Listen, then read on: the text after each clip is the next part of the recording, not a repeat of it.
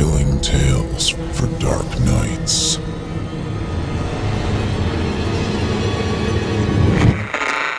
Want to make sure you never miss a Chilling Tales for Dark Nights video again? Be sure to subscribe and hit that bell to turn on notifications. Twilight found us crouched in place, waiting. A fence topped with razor wire towered ahead of us, and beyond that lay a wide field. Tall grass swaying gently in the evening breeze. On the far side was a house, dark and empty.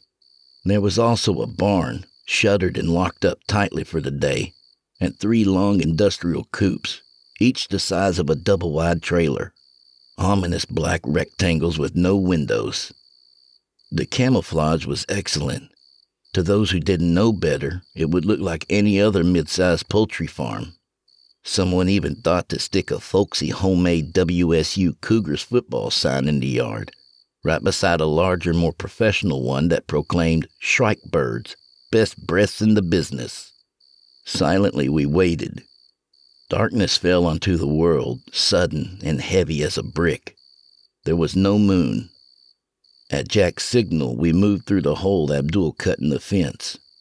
I paused, watching the action in night vision shades of green and gray on my video camera's LCD screen, trying not to focus too closely on Shayna's fantastic denim-clad backside as she slipped through the gap with enviable ease.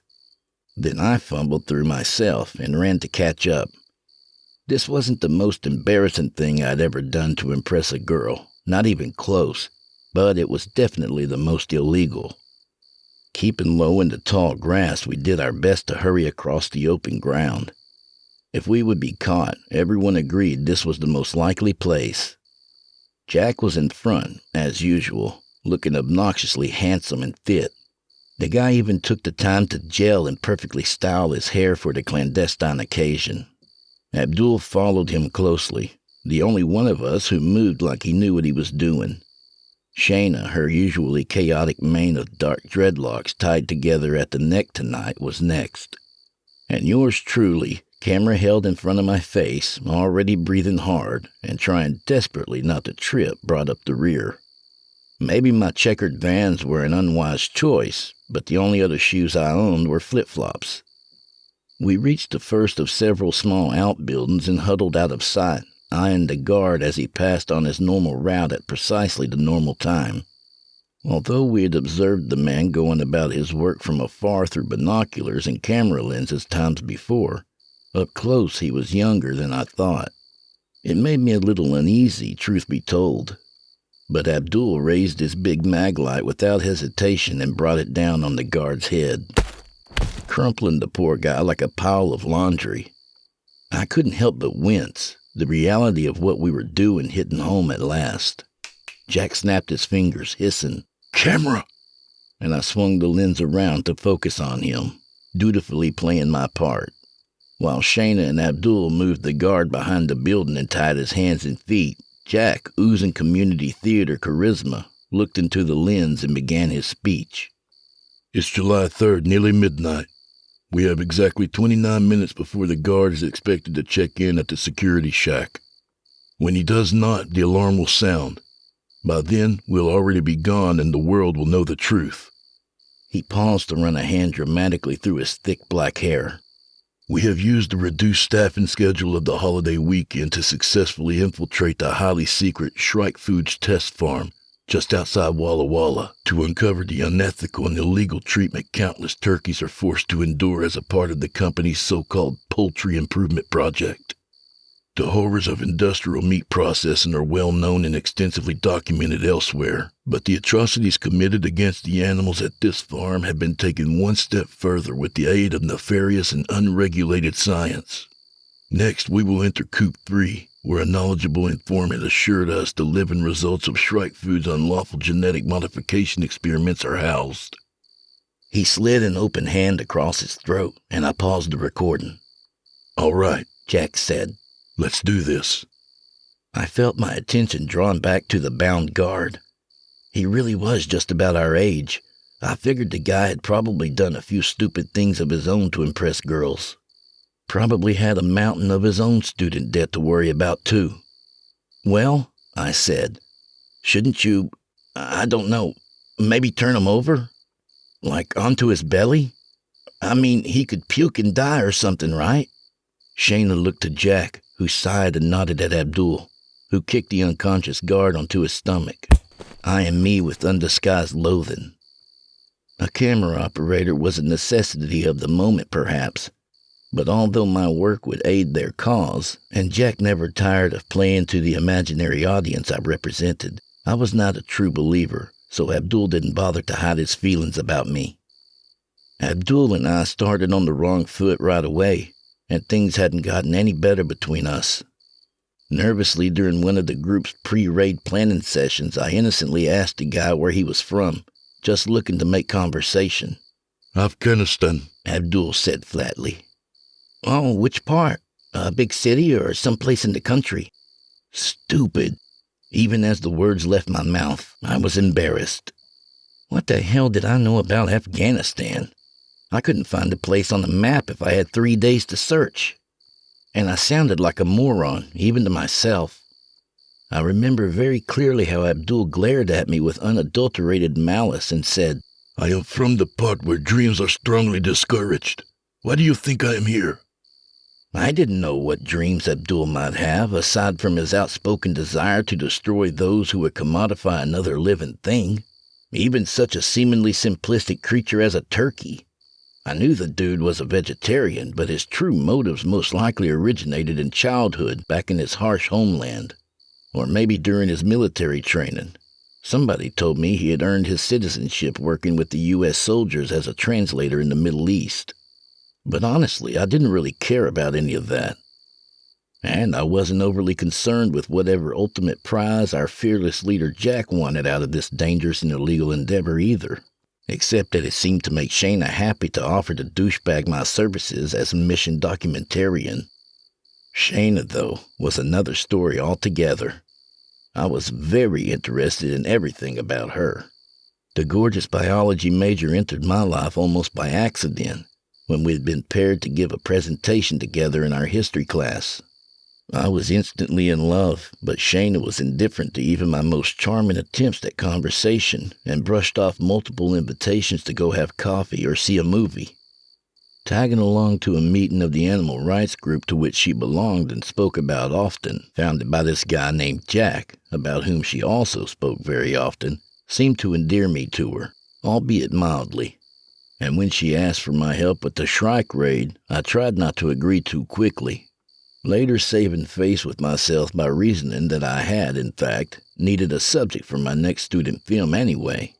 Secretly, I hoped my participation might elevate me somehow in Shayna's mind. But the mood tonight was much more serious than I expected.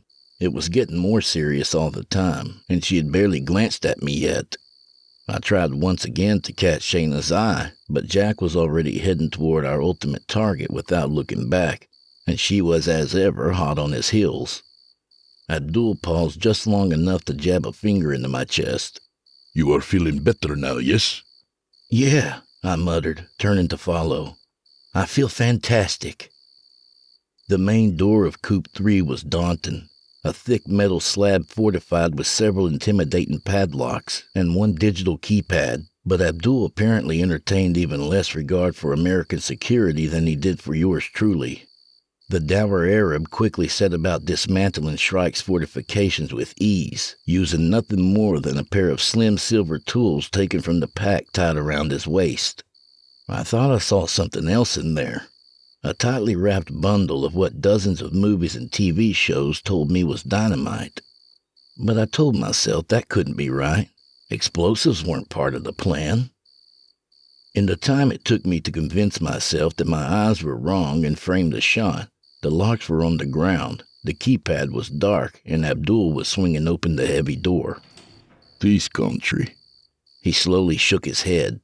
How is it you people controlled so much of the world for so many years?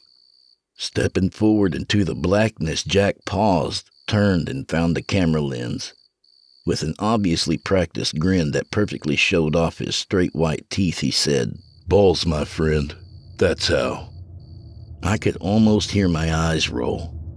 Inside the coop, I could feel the size of the space, smell the dank soft earth beneath our shoes, the ripe and meaty stink of the birds. It was hot and moist like a greenhouse, and I instantly began to sweat. I heard the animals moving somewhere out of sight and panned the camera. But even using night vision, I was unable to pick out more than vague shapes.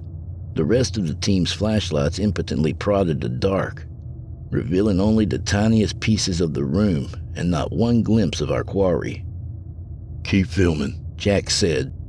"There's supposed to be a bank of controls off to the left here, and a light switch." Loud flapping, as if a dozen turkeys suddenly attempted and failed to fly in unison, exploded from somewhere off to my right, and I jumped, nearly dropping the camera. A series of sharp chirp-like calls sounded and were seemingly answered by the other birds on the opposite side of the coop. "Stop scaring the birds." Jack paused his search long enough to turn the flashlight accusingly onto me. "I'm scaring them? Where the hell is that light switch?"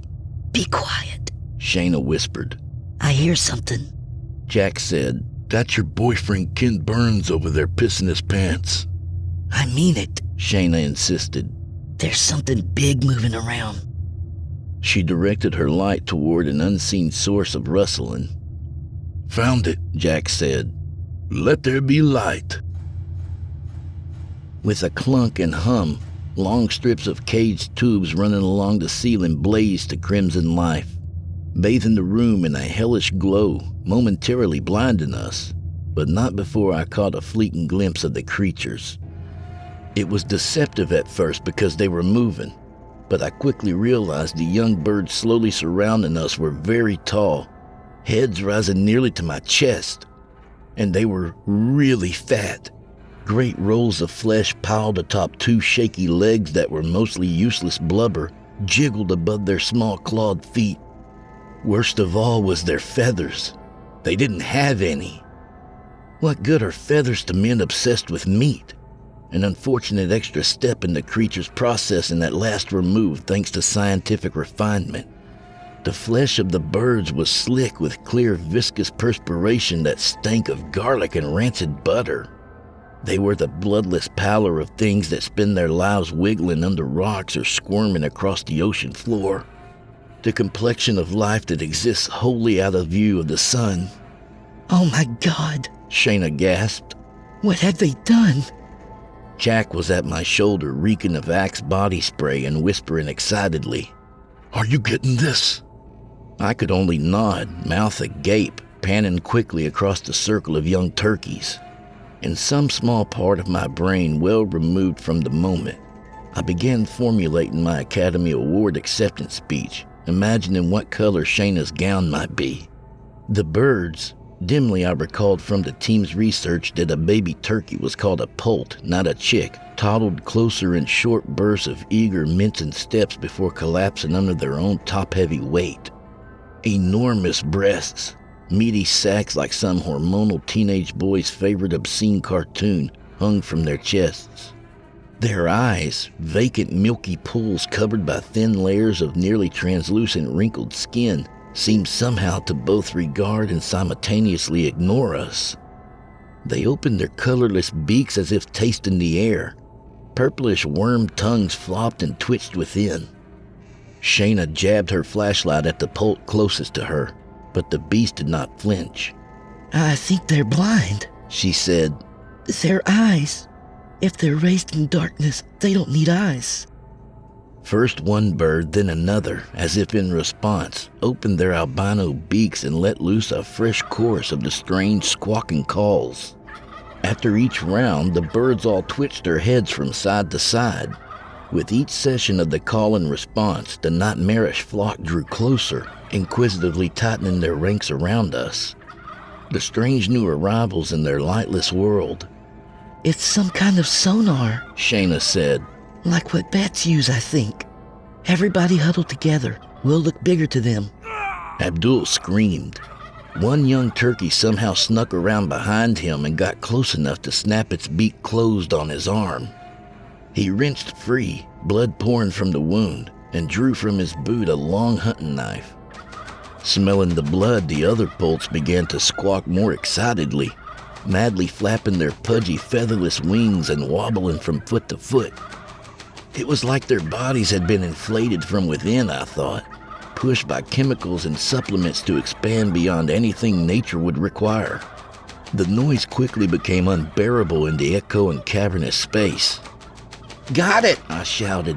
let's go. I have enough. No! Jack said. We need a specimen!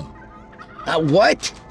That was not the plan. Shayna said, swinging her flashlight back and forth in an attempt to keep the birds at bay. Forget the plan.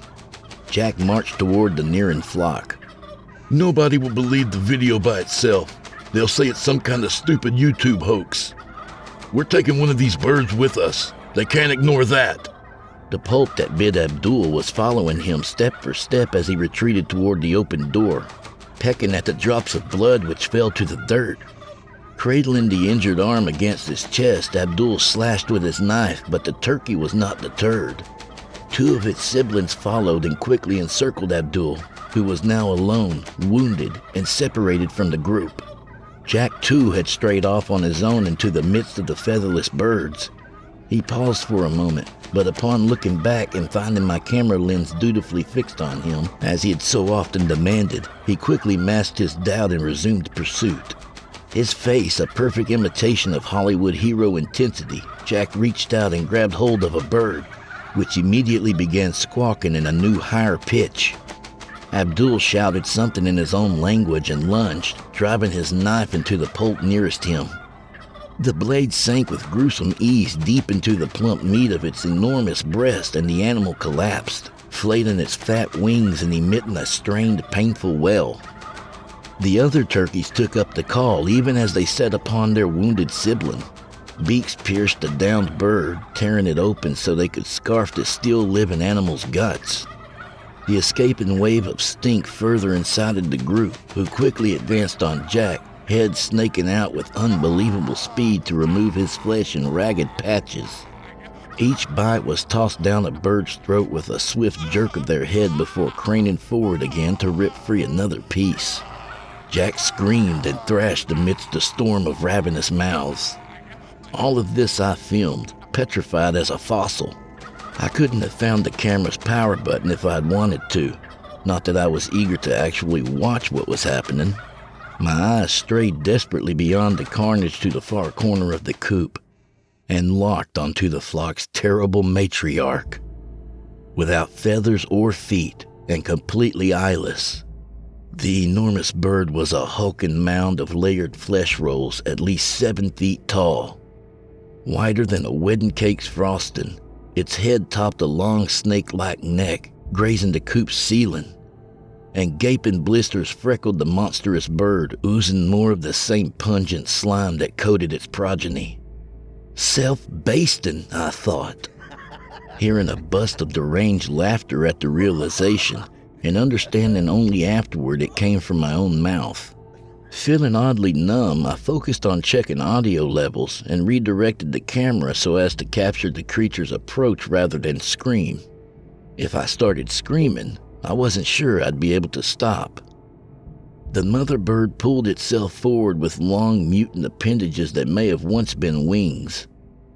At their tips, black claws grasped the dirt. The long wrinkled stalk of its neck strained forward, giant beak yawning open impossibly wide, and from the Stygian depths of its gullet erupted a resounding call that seemed to rattle the walls. Instantly, the poults abandoned their half-consumed sibling and retreated from what remained of Jack, scurrying to nuzzle their mother and cheep plaintively. Abdul was at the door shouting for retreat, but Shayna was running to kneel beside Jack. I'm coming, she cried. Hold on. His gurgling response might have been her name, but it was impossible to say for certain. Shayna grabbed hold of Jack, trying valiantly to drag him to safety, but the enormous mother turkey had closed the distance between them with horrible speed. It towered over Shayna, making inquisitive clucking and warbling sounds, twitching its massive head to and fro, inching closer with each call. I heard myself squeal as a hand fell heavily on my shoulder. Now, Abdul said. We must leave. He pulled me backward, still filming. I remember thinking that it was all for nothing if I didn't record what was happening. We moved toward the door as Shayna turned, far too late, and lunged, only to be caught around the leg mid-jump by the hen's giant beak. I heard the distant cracking of bones being crushed and Shayna screaming, but my eyes were already closed. Only the camera witnessed her demise. Then I was outside again, back in the cool nighttime air as Abdul slammed the door. Leaning against it, he gasped for breath, one arm dangling at his side, mutilated. "What about the others?" I said. "We have to do something, right? What happens next?"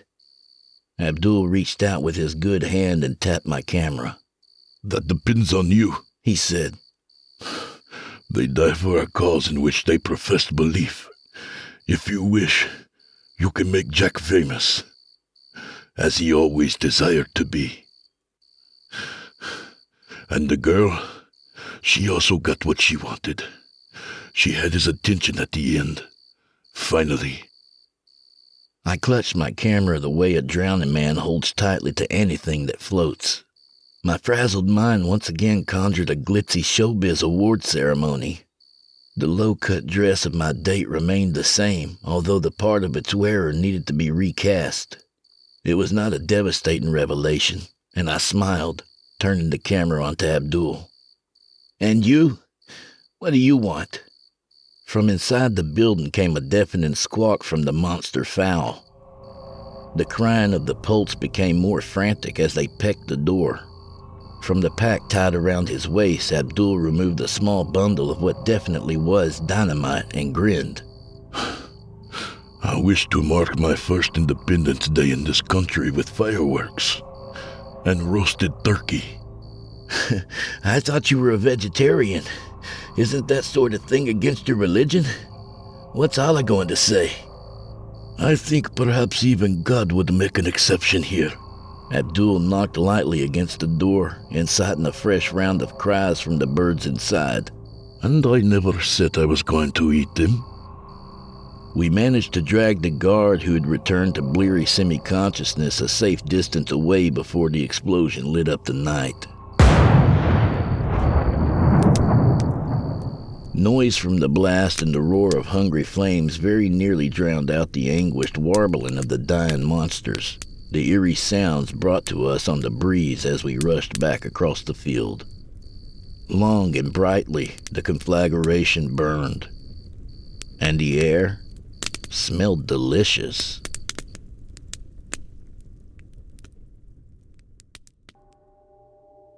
Most children say they want to run away from home, but few ever do it.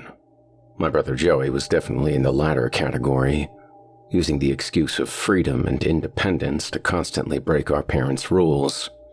He was a dreamer, an adventurer, someone that refused to be tied down by limits. But I never knew how deep his obsession became until last year. 3 of his friends, Brad, Robert, and Jeff, had started scouring deep web blogs to find the ultimate getaway spot, somewhere so remote and off the beaten path that it would allow them to do whatever they wanted, without anyone to judge them. I remember when I saw him chatting away on Discord, he would always say that he wasn't really going to just up and leave for some make-believe fantasy. But that changed after he started reading articles about Andrew Slater. Slater was a nature photographer from central Idaho with a story that seemed like the opposite of my brother's. A single dad with hardly enough time to keep 2 jobs, let alone see his kid or even have a social life. Sometime last spring, though, all that changed for him when his son had gone missing in a stretch of the Sawtooth National Forest. Joey and his friends talked about the case constantly, how Slater had spent 3 weeks with a posse to try and find his kid, only to emerge from the woods nearly 400 miles from where he started a full month later, entirely alone. According to Slater, something magical had happened during that period of time. His son, captured by an evil force called the Nearus, and Slater refused to speak to anyone about it unless they took him back there. Most chalked it up to him being some kind of serial killer, having used the woods as a burial ground for his unsuspecting victims, his son being the first one. But not Joey. He had always been a believer in the fantastical and the bizarre. So, one August day, he too decided to gather his friends and go out to the forest to complete the picture that Slater had painted for him in his mind so vividly. To go find this mythical beast. "What if you don't come back?" I remember asking him. "Sis, I'll be fine." I wasn't concerned about him finding Faye or even his mysterious Nearus. I was thinking he was finally using this as a reason to escape responsibility. "If it makes you feel any better, how about I livestream the whole thing? You'll be able to keep an eye on me night and day, me and the guys," he told me. For some reason, I agreed to that ludicrous notion. Brad and Rob were amateur vloggers anyway, so if anyone could keep tabs on Joey, it was them. I was sure that my brother would find a reason to explain why his dreams weren't able to come true and call the whole thing off. But instead, what transpired over those next few summer nights was nothing short of a living nightmare. He uploaded his first stream on August 16th, our father's birthday, and made it an interview with Slater himself. As you may have guessed, the local authorities didn't buy his whole "the tree swallowed up my son" story, and he has been spending time in the county lockup, probably going to serve a life sentence at the state penitentiary, or worse. Anyway, Joey managed to convince the cops he was a reporter and got this statement from Slater. For the sake of this account, I've transcribed it. "You're going back there. You think it's that simple, do you? Find the Nearus. Why wouldn't it be? The Nearus only lets those in that it calls. I've read your transcripts with the police. I know the steps it takes to get inside. You don't know a thing. I went in there to rescue my kid. That's why it let me in. But you're a trespasser. A thrill seeker. You don't have a purpose other than your own selfishness.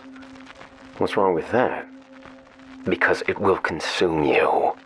You and all your friends. The closer you get, the stronger the pull. Look, I didn't come here to listen to your voodoo crap. Now, the cops here have agreed to let you be my guide under a few conditions that I coaxed them into. Do you want to hear them or not? Waste your breath if you want, but I won't be going back there. 1. That you will agree to have a police detail with us at all times. 2. You'll guide us to where your son Ryan is buried. And 3. You will change your confession to guilty, so they can get you sent up to the MACSAC quicker. None of those will even be possible. Well, the first one, maybe. But the others, why would I ever agree to that? I don't even know where Ryan is. What if I told you that I did? I would call you a liar. I searched that entire hellhole of a forest for a full month and never found him, not even a trace. I've looked into the local legends about the Nearus, gone to the dark web and found images, found articles on other missing kids. I believe you, Andrew. I believe there is something wicked about those woods. I think I know how to find it. So, then it has called you. You're next. What? I've changed my mind. Tell Deputy Jackson I'll agree to the terms, but I am stipulating one of my own. I want to bring my own camera along. I could probably spend days dissecting that interview, wondering whether Joey was lying just to get Slater to cooperate, realizing how crazy my brother was for asking a convicted criminal to guide him into a supposedly mystical forest to find an ancient evil. It sounded like something out of an adventure book. None of it made any sense. But Joey was never one to think rationally about these kinds of things. He acted on impulse, and the consequences were always the ones that hurt everyone but him. A few days later, his next stream made me stop dead in my daily routine. Andrew Slater was center stage, a hunting blade in his right hand, and a fresh kill in the other. It took a second for the camera to adjust, and I realized it was one of the canine units the police had brought. A dozen officers were pointing their weapons at the felon, demanding he drop his knife. But Slater was so nonchalant, it was as if the animal's death had been decided long before they ever made it to this stretch of trees. You wanted passage. Now the bond between our world and the Nearus is stronger. Be thankful the Nearus accepted such an offering. Last time, one of the team had to slit their throat to make it across. There was a bunch of murmuring and confusion from his audience. Joey directed the camera toward himself and provided an explanatory monologue. I have tried to capture the essence of Andrew's madness as best as possible. Signal is weak here. Honestly, I don't even know if he will get another chance to speak. I know this was supposed to be foolproof, but we are well past the point of no return, sis. I've seen too much to go back now. Slater, I don't know if he is psychotic or a visionary, but he claims this patch of trees is the gateway between our reality and something bigger than the universe itself. My brother paused and started to become emotional. I didn't want to say anything before, because I know you don't really believe in ghosts and shit. But ever since I saw those photographs and those drawings, the ones that Slater did bring back with him, there were these mangled corpses from the forest. I've been having these dreams. I don't know how to explain it. It's not the normal sort of dream. It's like what happens when you're just listening to an audio cassette or trying to learn a new language. There aren't any images, just voices. At least a dozen swarming voices that make my head feel like it's going to explode.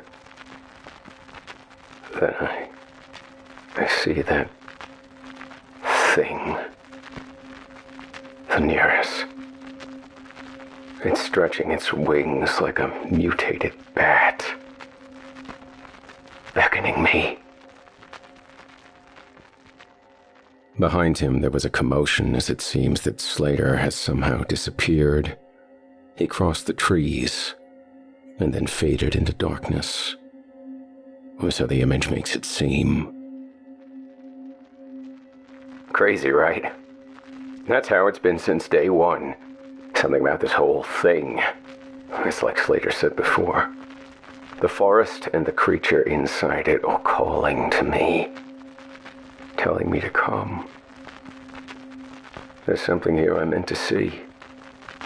It's just beyond this stretch of trees. My brother sounds different somehow, as if he is under a trance. A few officers are shouting orders, following the path Slater took, all of them fading into the darkness, like it's a fog. Guess this is goodbye. Hopefully not forever. It took a whole 2 weeks for the other videos to come, and I frantically checked my phone and email every chance I could. The search and rescue operation was only supposed to take a few days. I knew something was wrong. I could feel it in my bones. The way Joey seemed infected with the same madness. Maybe they all were. Was it possible this strange creature was drawing them nearer as its own namesake claimed?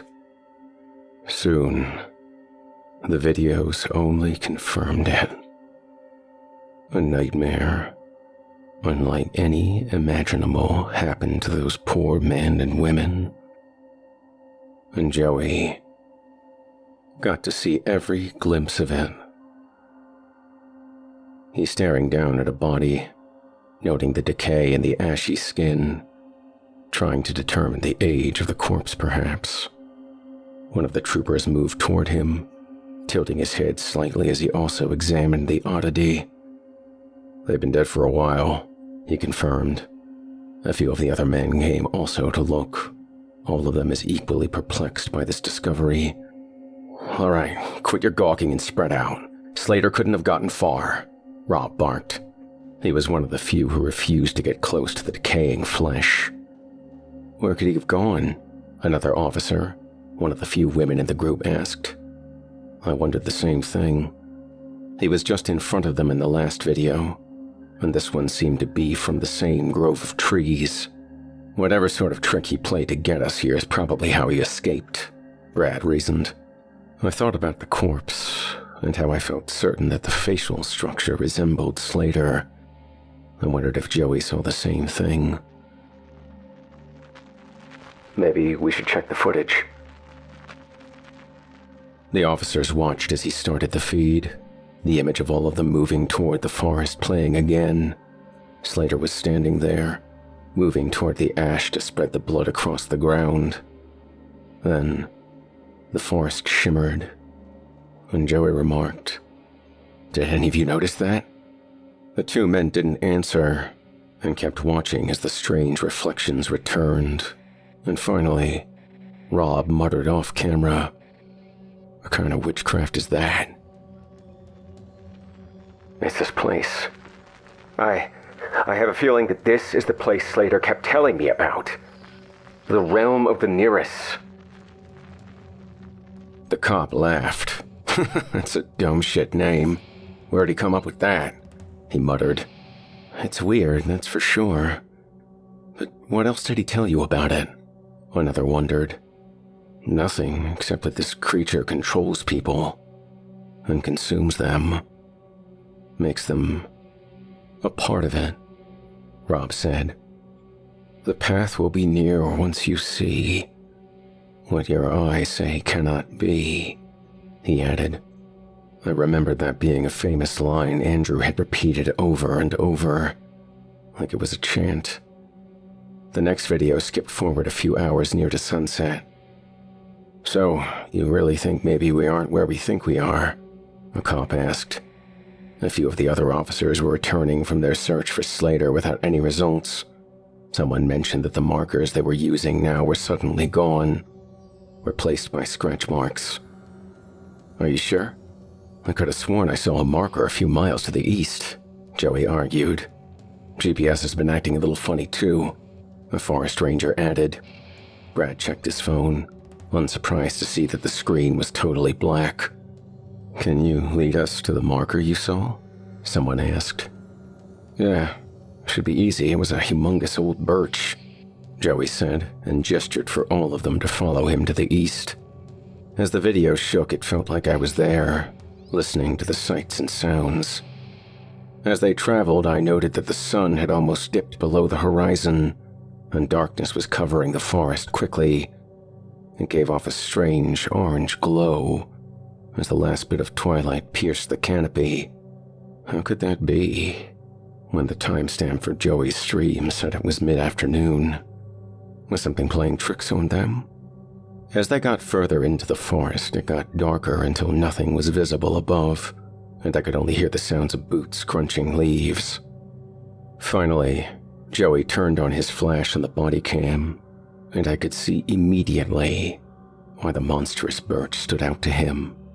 It was wider than anything that could have been in that region of the forest, and a grove of gray and purple flowers covered the forest floor, which made the eerie tree seem a little more frightening for a reason I couldn't quite discern. Joey also seemed to regard them cautiously. He led the video feed around to the opposite side of the tree to show the mark he was referencing. It was large, like a wild animal had used the bark of the birch to sharpen its claws. We saw the same thing. We sure didn't put it there, Rob muttered. The markings looked like they were too precise for any creature, and they formed what looked like an upside-down capital letter A, with 3 lines straight down the middle of the lettering. It looks fresh, maybe a few hours old at the most. Must be campers close by, Brad reasoned as he looked about the grove. We'll set up camp here tonight, an officer instructed everyone. I can take the dogs and make another sweep, see if we can pick up Slater's scent. They sat in silence for a moment as they waited, and Joey addressed the camera, his viewing audience of 1. Sis, all of this feels strange. It shouldn't be this dark. I haven't seen any animals or even insects. No running water. Everything is off. Slater led us somewhere, but I don't think it's a forest from our world. And I'm not even sure it was really him. I think it was this creature. It wants people to know it exists. Why, I can't be sure. As he finished talking, the officer with the canine units returned to the grove. It's a bit disorienting out there, sir. The dogs are picking up several scents, but none that seem fresh, he explained. It's like someone is dragging a carcass all around the woods. Well, ain't that the shit, the commander said, glaring at Joey. Slater couldn't have gone far. It's dark, and this forest has a lot of animals that prowl at night. He'll seek shelter, Rob said. He's killed 12 people out here. He's been a ghost before, Joey pointed out. A ghost. Maybe that was what he had been all along, I wondered, recalling the corpse. Or maybe it was the creature, taking on his human form to entice others. Come nearer, Nearus. Make us yours. Near to the dead. To be alive. Now we are gone. Part of the hive. That was Rob in the background, humming like a madman. What did it mean? The group settled down around the wide grove, taking out what little gear we had to sleep, and a few of the SWAT officers guarded the exterior in different shifts. Joey kept his light on to illuminate the strange stillness. Despite the calmness of the forest, it felt disturbing to watch, like there was a predator waiting to strike. The next few videos were clearly Joey and his friends talking to different people to get their opinions on the forest and on the Nearus. Is this going to wind up online or something? The woman asked. I've been camera shy all my life. Can't really say I want any beauty pageant, so forgive me if I don't like to talk, she added. Shit is strange, man. You know that song I was singing earlier? Ain't got a clue where I heard it before. Just came to me, Brad said. The atmosphere seemed peaceful for a moment, but it didn't last long. There was a soft chirping echo across the forest, almost like crickets. But as they all listened, it grew louder and louder, until it seemed to surround the entire grove. Even the cops nervously raised their rifles to see if something might come out of the darkness. Then silence covered everything again. I don't like it here, Rob remarked. I think that makes all of us, the commander said. My brother turned his video feed toward the flowers that covered the forest floor, trying to relax and focus on their vibrant colors. As Joey kept looking at them, I couldn't help but notice that the tiny petals seemed to flicker back and forth. Joey seemed to notice it as well and reached down to touch one of the flowers, picking it up and marveling at its simple but elegant beauty. As he kept staring at the petal, I noticed that it flickered again, and then it lifted from his finger and fluttered about his hand. It wasn't a flower at all, I thought, as I watched the small, strange-looking insect glide about. It looks like a butterfly of some kind, The female officer observed as she looked about at the other flowers and noticed they were also starting to shimmer with movement. "Maybe we should move somewhere else," Joey observed. Several more of the winged insects spread their shiny wings and lifted into the open air to fly about. "There have to be hundreds of them here," the commander realized. Slowly, the chirping noise we had heard earlier returned to the forest. As Joey kept recording, I saw the butterflies speed up as the noise grew louder, as though agitated by it. "Ow!" Someone cried out in surprise as one of the insects flew across the upper wrist and cut them. "What the?" Joey muttered, and then one of the insects sliced across an officer's face like a razor. Several more of the butterflies began to swirl about the group, like miniature fighter jets, cutting at them as a perceived threat. "We need to move," Joey barked. The swarm was growing larger by the second as they all tried frantically to find cover. I felt my heart beat faster as they ran for cover. The noises grew louder as well, the strange insects furiously attacking all. Behind him, an officer fell to the ground as more of the butterflies swarmed around his body, each one slashing across his exposed skin as they angrily attacked. "Rob!" Brad shouted as a trooper behind him took out his firearm and began to fire at the endless array of insects. It seemed like they were all forming a singular mass. But amid the hollow shell of the countless butterflies, it was clear that firing on them was simply a waste of ammunition. Joey moved to the other side to try and help Rob. His screams grew louder as the swarm surrounded him. I held my breath and watched as the creatures consumed him like ravenous piranhas, cutting at him relentlessly. They all moved together as one, getting nearer and nearer until the swarm suffocated. "Leave him!"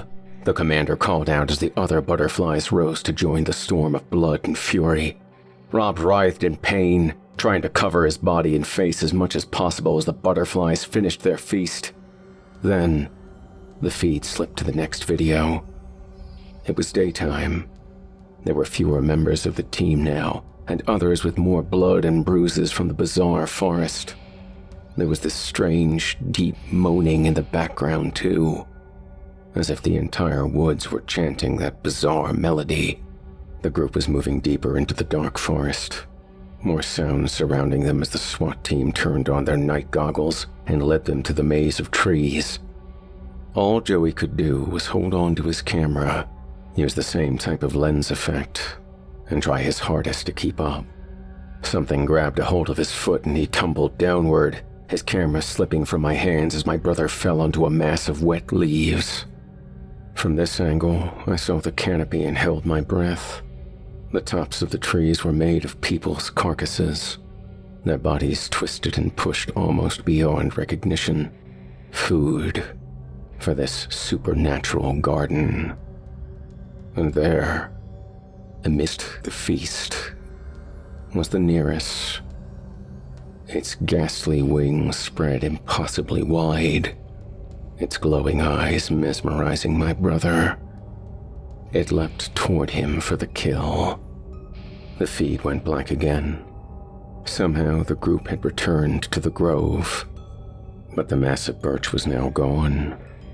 Brad was the one filming now. Had something happened to my brother? I had no choice but to watch and find out. There, in the shiny gray mass of flowers, I could make out what remained of Rob's body, and the female officer took off her helmet to honor her fellow comrade. The constant song from the forest had the few remaining officers seeming agitated. Was it making them turn on each other? The next clip showed what I feared the most. Joey was a victim as well, and now his carcass seemed to be host for some new life. Brad zoomed into the open wounds. My brother's body was swollen near to his abdomen and thighs, as though the bites from the insects had caused some sort of allergic reaction. "Help me turn him over," the voice said, trying to sound professional. I saw only a handful of patrol officers left. I heard bones crack, and under the unsettling noise another strange sound, like something moving. Brad looked at the pallid face and eyes, and I was left wondering if the Nearus had taken control of his corpse. Then, I watched in shock as small green worms began to wriggle their way out of his open mouth. "Claire," Brad said, pulling the officer away. She saw them as well, and Joey's face became more swollen as the worms split his skin open, sliding down across his pale cheek and making soft screeches in the morning air. Brad shut off the camera again. I found myself hyperventilating. Those creatures, with the larvae of this beast, seeking out new hosts to come and be infected, devouring all life. It took all of my strength to click the final video, but I needed to know where this ended. Brad was examining a bag that had Slater's name tag. Then, I realized it was the photographer's son's backpack. The Nearus was silently watching in the lens reflection as Brad flipped through the contents of the bag. The first item was a photograph of a group sitting around a campfire. All of them were wearing a logo connected to what looked like a scouting program. Slater was in the picture, and despite its age, he looked the same. Other faces looked familiar.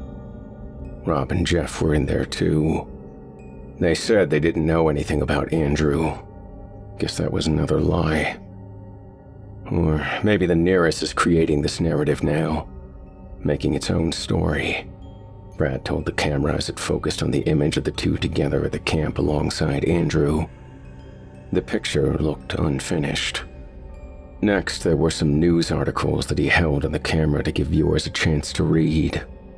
A Southern college student that had applied for a film class disappeared over the weekend of September 13th, 1998, with no clues to suggest where she went. The studio in question, Fusoya Entertainment, was later found to be a shell corporation. They were creating a movie based on the Nearus. "I can't really explain where I got the idea for the legend," the director said in an interview. "It just sort of came to me the other day. I felt like I was a child again, experiencing my first boogeyman when I sketched it out. It felt like I was being guided somehow," he explained. The movie was never finished due to the college student disappearing, but no evidence ever linked them to the girl's disappearance. Several of the other articles Slater's son had related to missions involving the Navy or Homeland Security, an experimental bioweapon to use the Nearus against terrorists. It makes itself become what they fear. It creates itself and feeds off of itself. It's a self-perpetuating monster, the report said. Then there was one about a clinic that got shut down in Utah for questionable practice. A doctor that was on the run for illegally selling prescriptions, stuff that made people have hallucinations. Brad was examining the picture of the scouts closely again. It's the same number of victims. Slater brought them here. These patients are the ones that first made a connection to this Nearus.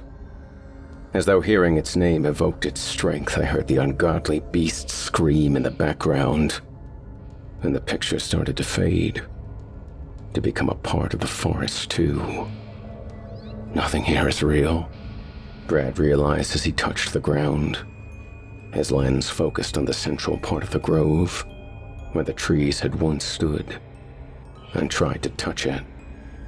It looked like he was pressing against something invisible. The tree was still there, cloaked, like a weapon. There was a throng of voices around him as he too began to fade away. "The path is set. Your guide awaits you. Mourn for those who come, for those who were before shall be found again." Who was he talking to? I saw that strange creature bound off into an empty landscape. And then, the video ended, and I found myself numb and confused. What had happened to my brother? The strange story these videos told haunted me, I showed the videos to the police, but they didn't believe my story. Said it was a hoax from a sicko that likely had killed good cops. I know I will need to go to this strange forest and see for myself. I suppose you could even say that I heard the Nearus calling me too. I can't stop thinking about it. I'm nearly at the grove now where Slater took them to a world behind, and I see the sun going over the western edge of the tree line behind me. I can hear the creature calling out for my blood. I take the first step in the direction my brother went, into a forest of magic and danger, a place that does not exist except to destroy. It felt as though it were right, the path I was meant to be on. But I can't say for certain why. I just know I have to get nearer.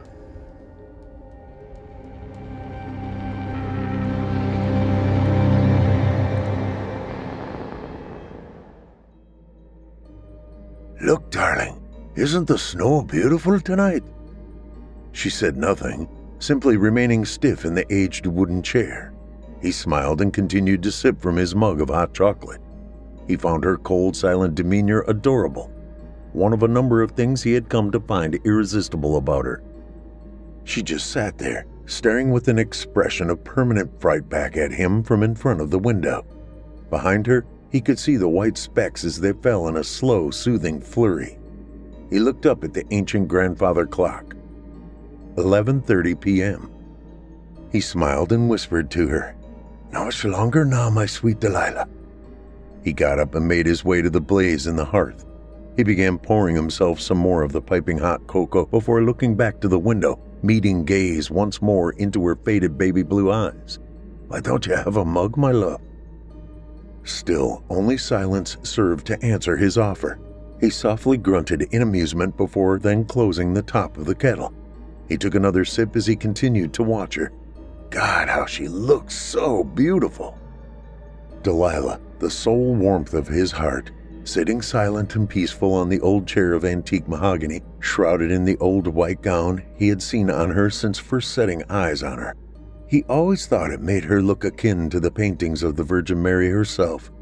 God, if only he were a painter, he would sometimes think he'd create a masterpiece from this scene alone to rival Dali or Da Vinci.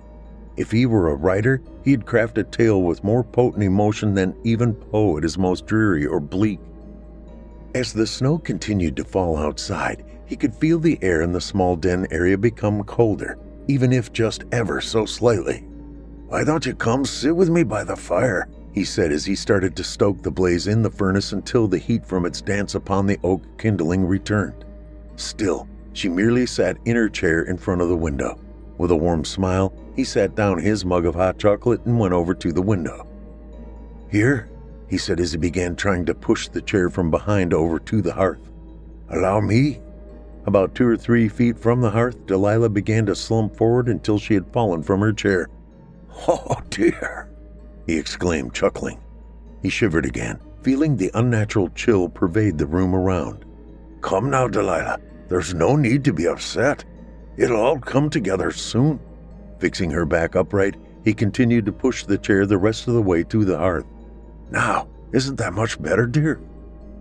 She was still as silent as ever, yet her face could say both everything and nothing at the same time. Her eyes glinted with the reflective glow of the flame's wild dance, which served to also illuminate the rest of her pale, distraught face.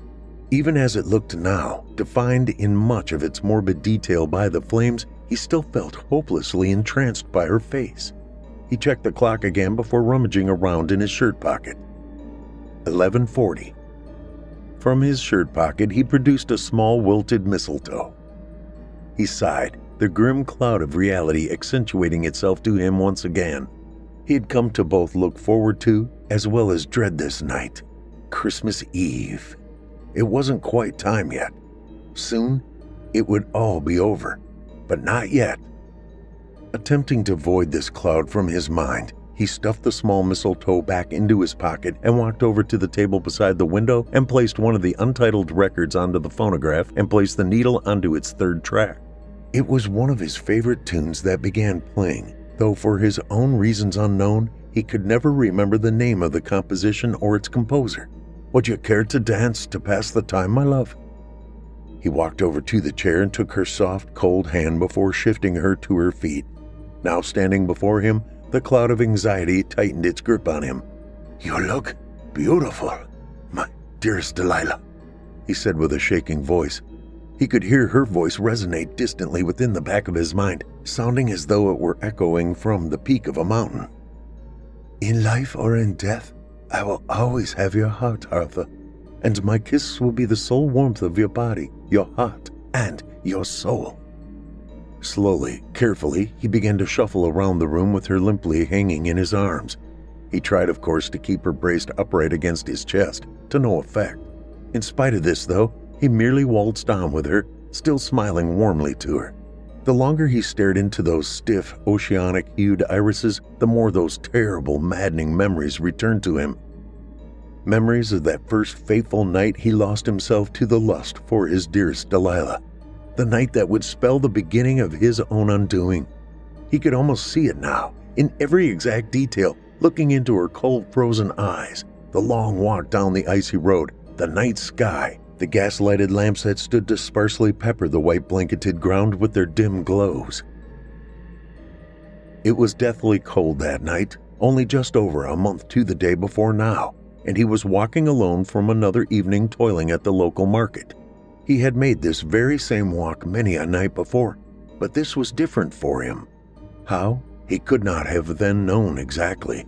Nevertheless, something had changed in almost supernatural manner in his mind that night. It had become very late when he saw her for the first time. There by the street lamp she stood, shrouded in a dress as white as the very snow. And oh, those eyes! Those baby blues that immediately seized him and kept him spellbound.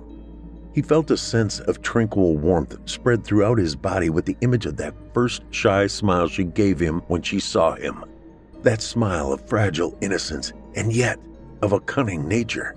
He saw that she was trying to hang something from the top of the post when he began to approach her. When he drew near, he could see that it was a mistletoe that she was attempting to hang, the very same one he now kept in his pocket as he danced on. Hello there, he greeted. "Is it not just a tad early for these?" She responded with that same playfully sly grin and replied, "The heart doesn't lie, and my heart tells me that the time is just right." "The time for what?" he asked, confused. She giggled. "The time for one's heart to be warmed by a lover's kiss." He wasn't quite sure what she meant, but he somehow felt she was right. He could see she was struggling to hang the mistletoe. "Here, may I?" She gave him that softly sweet smile and handed him the mistletoe. He then hung it from the top of the gas-fueled street lamp. "There we are, hung from where you and all others can see." Her smile widened as she chuckled. "You know what they say?" she asked him in a balmy, almost seductive tone. He looked to her, intrigued. "The mistletoe is deadly if you eat it, but the kiss is even deadlier if you mean it." He laughed before losing himself once again into her eyes. Even as cold as it had become, he felt an extreme sense of warmth pass through him. It was as though he were next to a bonfire, and he even began to unfasten his winter garbs. Before he could do or say anything, she placed a slim, tender hand upon his chest. Instantly, a cavalcade of emotions ran down in a torrential downpour inside of him. Suddenly, all perception of the world around him was lost. He continued to lose more of himself into her eyes, those light baby blue whirlpools. "What's your name?" He said nothing. He could only barely perceive the sound of her voice. "What is your name, sir?" Still transfixed in her stare, he gibbered out, Arthur." She smiled and continued to caress his chest tenderly, now working her hands up and around his neck. She looked up to the mistletoe and then back to him, her grin growing. "Will you kiss me, Arthur?" she cooed. kiss me 'neath the mistletoe?" His body began to act before his mind would register their actions. Slowly, he began to lean down to her, his eyes feeling heavier and heavier with each inch. Finally, their lips met, and he felt as though he was locked in an angel's embrace. She would break the union first, turning away to leave with no words except to say, "I'll be waiting for you, love." He stood frozen, still spellbound. Eventually, his stupor broke, and he found himself stupefied, unaware of where he was or what had happened. In that moment, only one thing was certain. He was extremely cold. Such would remain the case for the remainder of the eve. It was that night, curled under his comforter, that he would see her face again. He would hear her voice again, the ever so seductive sound. "Kiss me, Arthur. Kiss me 'neath the mistletoe." Such feverish infatuation, mixed triflingly with the deathly cold, robbed him utterly of sleep that night and well into the coming morning. And this would carry on for the rest of that week, until eventually he no longer saw her in his dreams. Her face and her voice had faded into little more than an obscure set of features and sounds he never could quite put together. That was until that Sunday evening when he was once again returning home from the market, passing by that very same street lamp.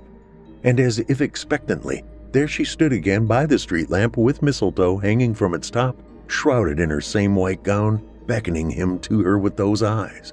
And there it was again, that warmth that spread through his body, the earth that had felt entirely absent since that night for reasons he could never place. "I knew you'd come," she said, bearing that same seductive smile from before. He froze, trapped once again in her stare. Absently, he began to trudge towards her. When he reached her, she once more unfastened his garbs and began caressing his chest. He could only stand and watch her, his mind completely blank. "My God, Arthur, you're so cold." Her voice, while still sultry and smooth, took on an almost motherly tone when she spoke. Indeed, he felt like a child again, warmed by her preternatural touch. "Let me warm you with a kiss?" Again her hands slithered up from his chest and around his neck, and he instinctively lowered himself again to meet her lips. And again did the overpowering heat inside him flare. She would break away again, and again he would be left alone by the street lamp with only a fragmented sense of recollection of what had transpired. That night, too, resulted in restlessness. That night, writhing in his bed, Arthur would dream of snow, of the gas lamp, of her beautiful eyes, her beautiful face, of the mistletoe. The mistletoe. Deadly if you eat it, deadlier if you mean it.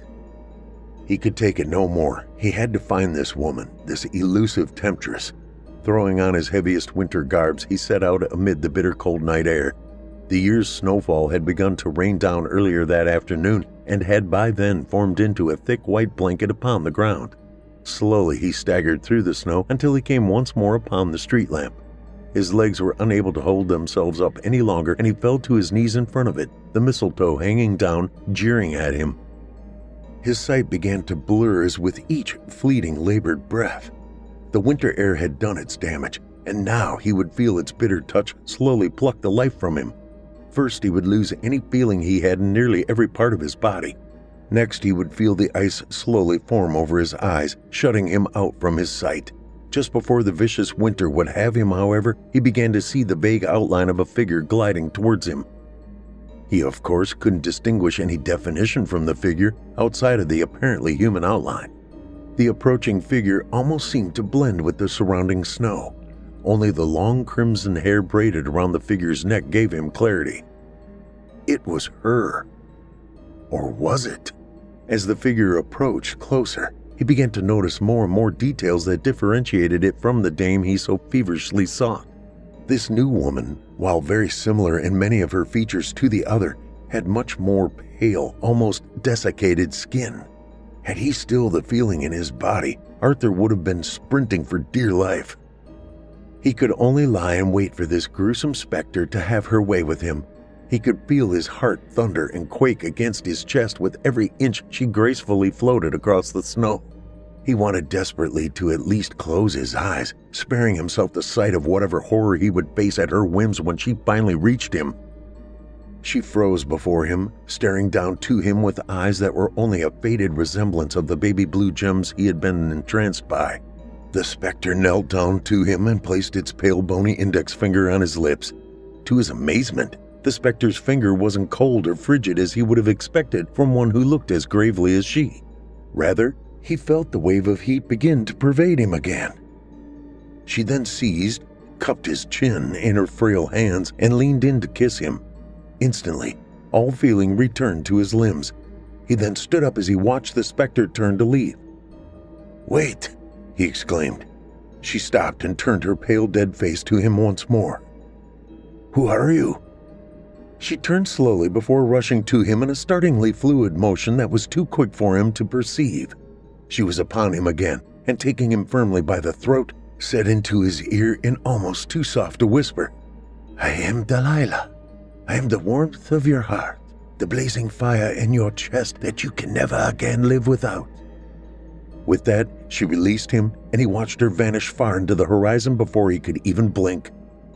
Just as before, he was left alone and bewildered, unable to remember what had just happened or why he'd even come. The only thing he was able to remember were fragments of a face, the face of a beautiful woman, as well as the face of a ghastly corpse. Along with this, Arthur could hear a soft rasping whisper swim through his mind. The voice was, of course, utterly indeterminate, without any sort of identity or definition to its origin. "A kiss from my lips will now and always be what keeps thy heart warm and beating, lest it submit to a cold, bitter end." That night was when his dreams of her first became vivid and clear.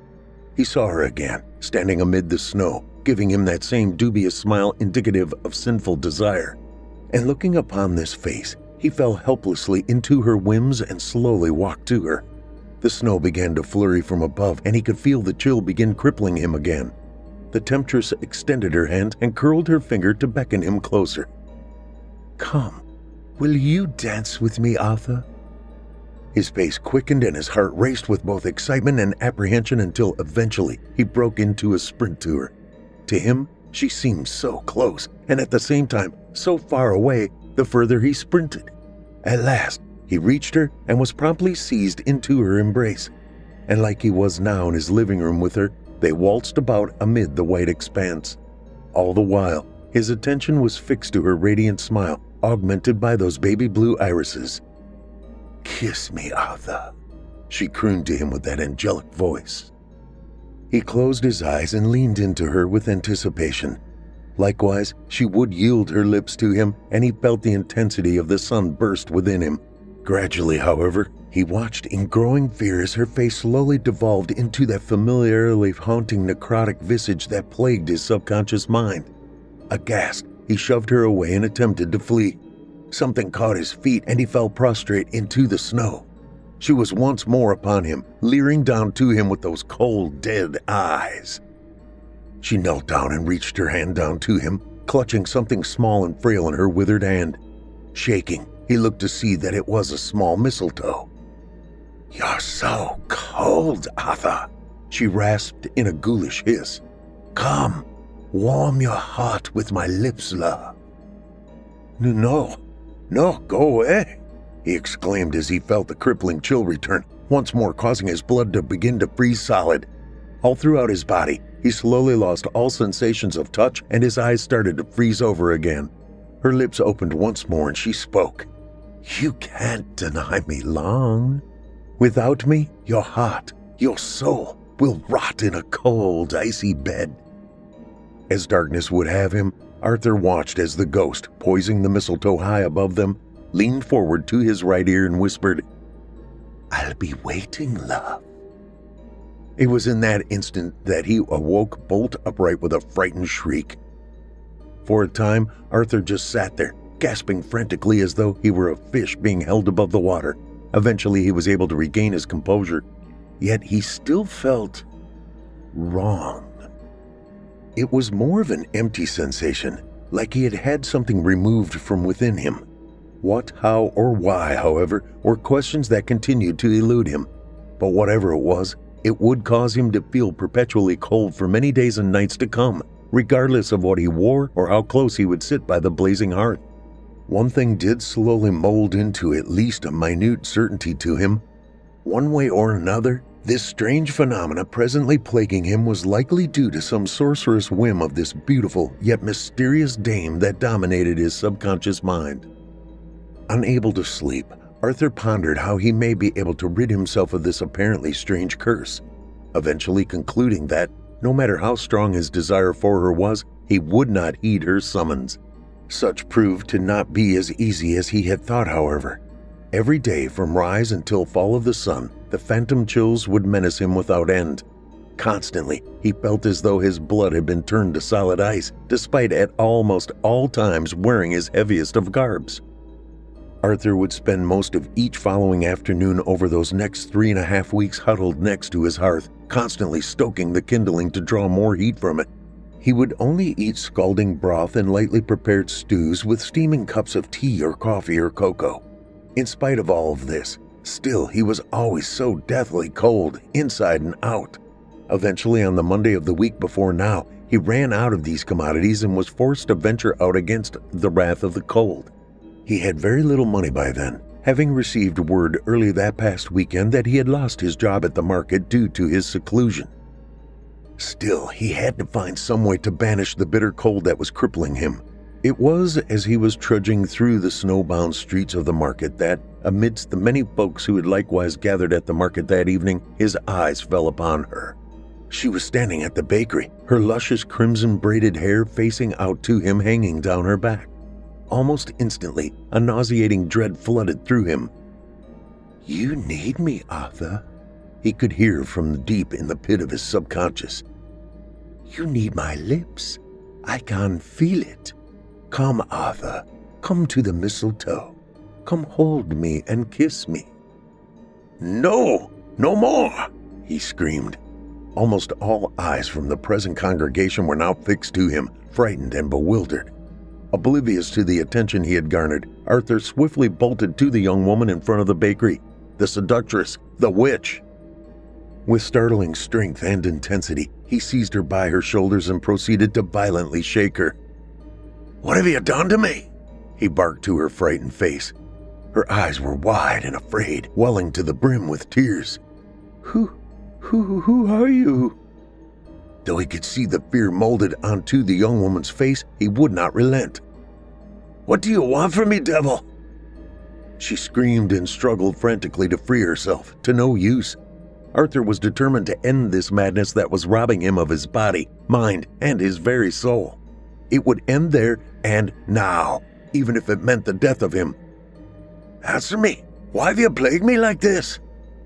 "Let the lady go," demanded a nearby bystander in a gruff voice, a broad-shouldered man attired in thick animal fur garbs indicative of woodland residency. Despite his hysterical frenzy, Arthur recognized the man to be none other than McDowell, the town's lumberjack. "She's a witch!"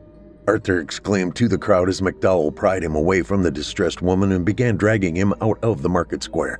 "She's afflicted me with some form of curse. Please, you must believe me. She's trying to rob me of my soul." The crowd merely looked upon him with disgust and shame, though as he was being forcefully towed away, he thought, no.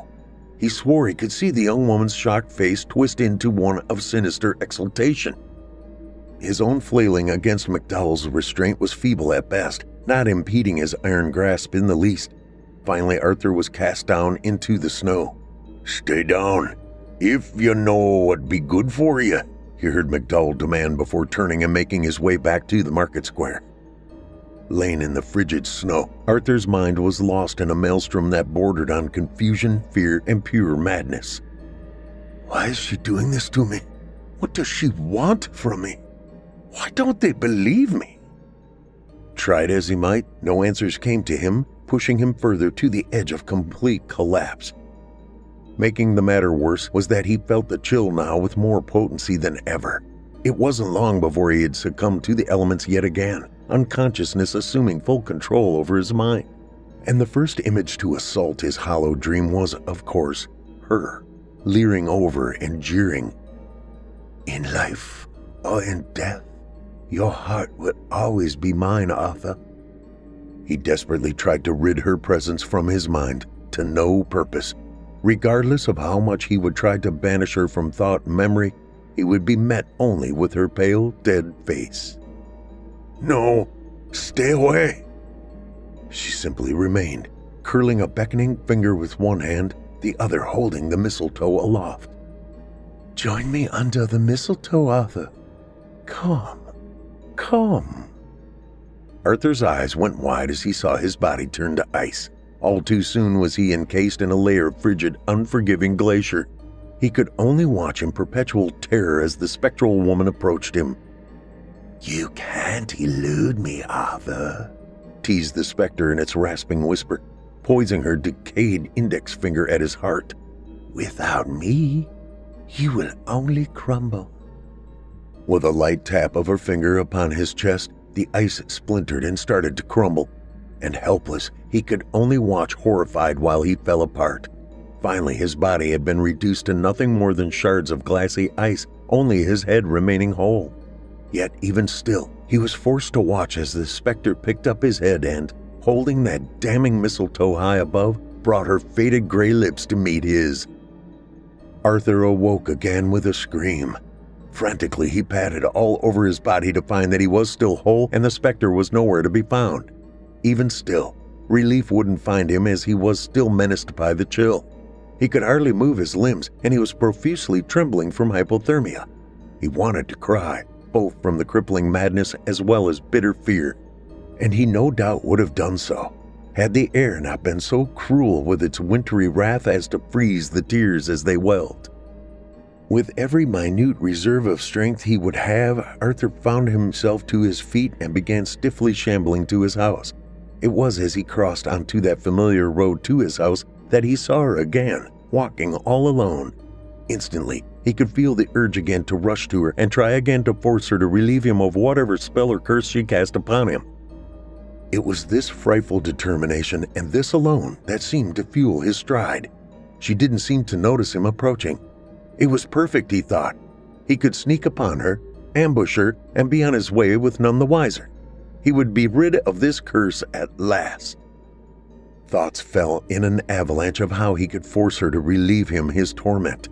He was prepared to even do the worst if it came to it. After all, she's all alone now. It would be so easy, wouldn't it? Just a quick snap of her fragile little neck, and it'll all be over. And that was all he could care about, to finally be rid of this phantasmic witch and her damn accursed mistletoe. It wasn't long before he was then upon her. "Witch, I have you now," he ejaculated venomously. When she turned to him, exposing those all too familiar baby blues that appeared frozen in fright, he knew he had her finally at his mercy. He knew he would finally end this madness. She quickly tried to hurry into her home and shut out her pursuer, but she was too little too late.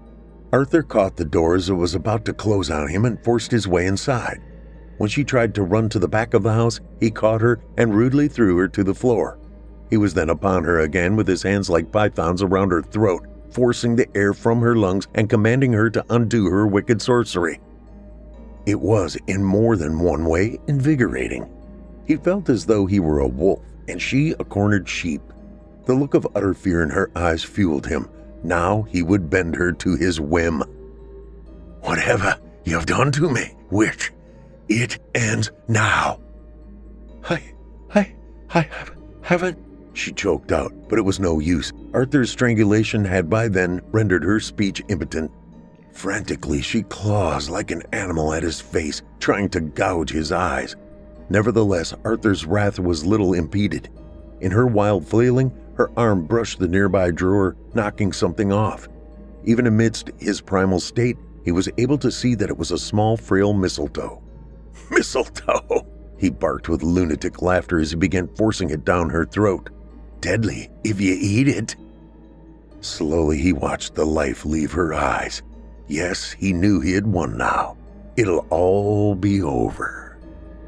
Just one quick snap. He rose up triumphantly, the adrenaline still coursing through him. He had done it. It was over. It was all over. The witch was dead. He stopped. Suddenly his exultation died and was replaced with another feeling: panic.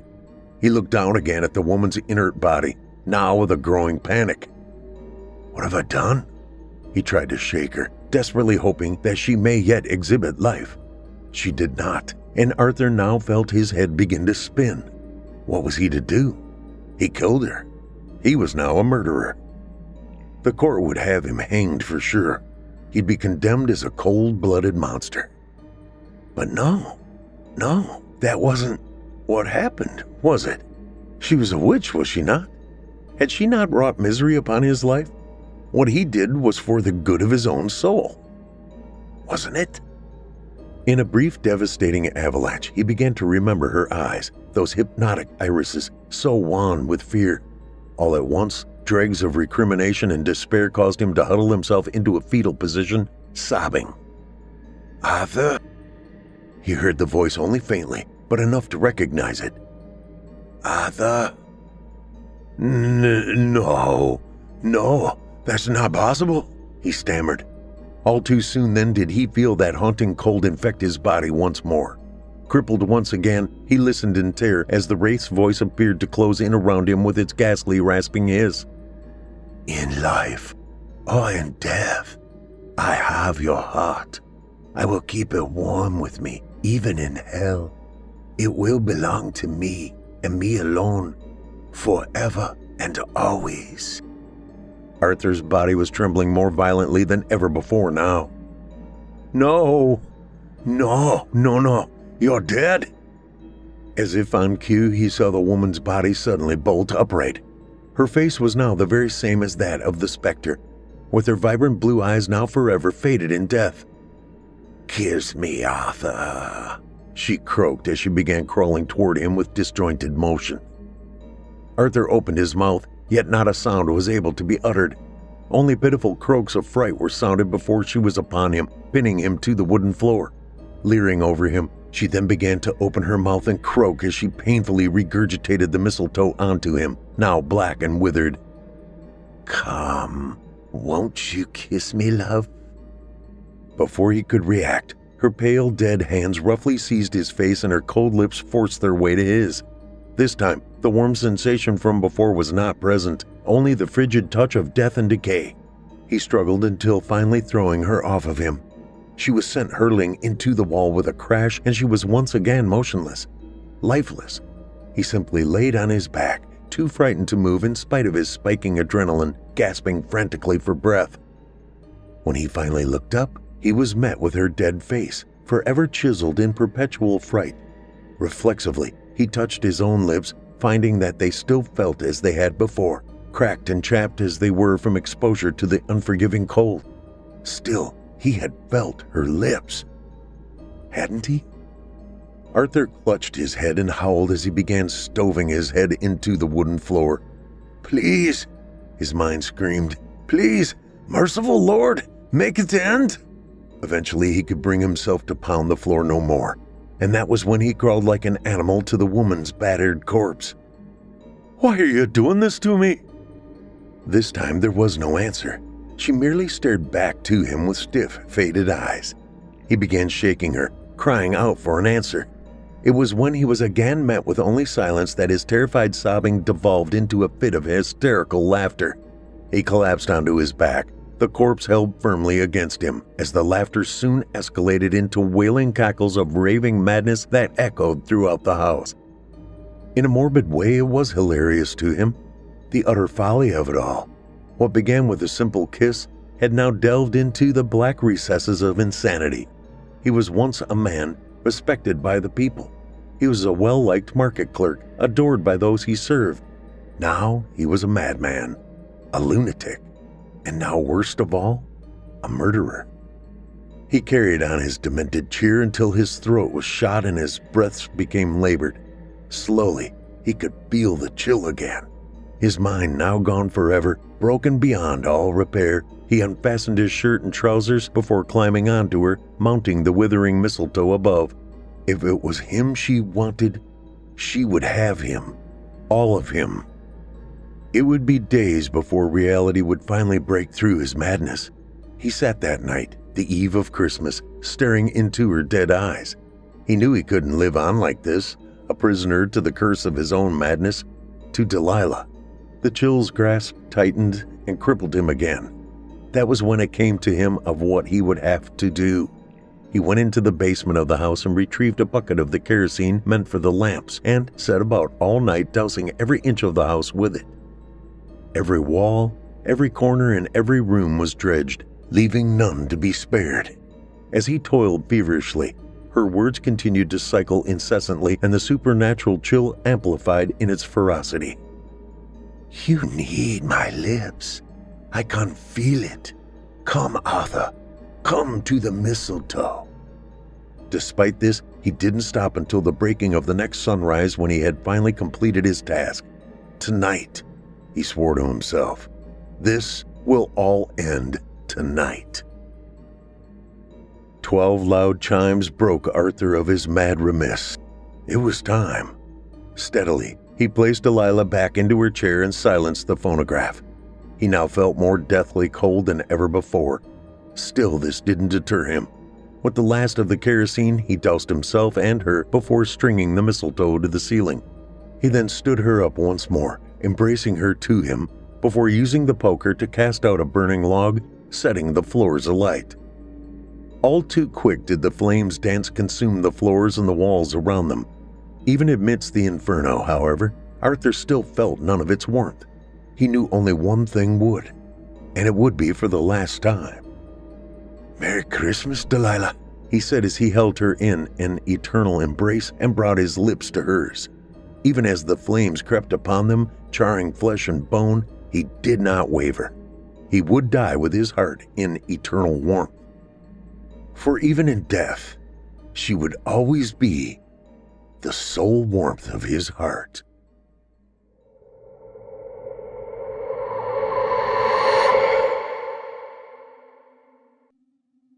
I've been here since I was 2 years old, and by all accounts, had a normal upbringing. That's owed to the fact that this is an altogether normal place. The people work in other nearby towns or craft wares here that they sell in those aforementioned places. Lives lived here are all those of typical small-town residents, save for one aspect. A law that's been around since long before the town itself came into existence. A law that was set in place by unknown peoples at an unknown time. A law that has been tirelessly enforced by all peoples who've called this place home since. A law that has been abided by all who set foot in this place, except one. The law is simple to abide by. Never touch the water. All children who are brought up in Humming Lake, which, by the way, is a colloquial name, are taught from the youngest of ages to never touch the lake itself. For me personally, I never knew why the law was put in place, nor did my parents, nor theirs. The reason for the law and the consequences that would arise from breaking it has been lost to history. Simply put, it was a rule that is always followed. An inherent regulation by which we all abided, however blindly. You might ask, well, why would you live in a lake that you apparently can't enjoy? And it's a fair question. The reason is that along with the law being passed down, so too has been the residents of Humming Lake's unwavering protection of the lake. For us, the lake has always been treated as a decoration. A massive, idyllic painting on display at the edge of the northernmost residents' backyards. And besides that assumed responsibility, it's simply a wonderful place to live.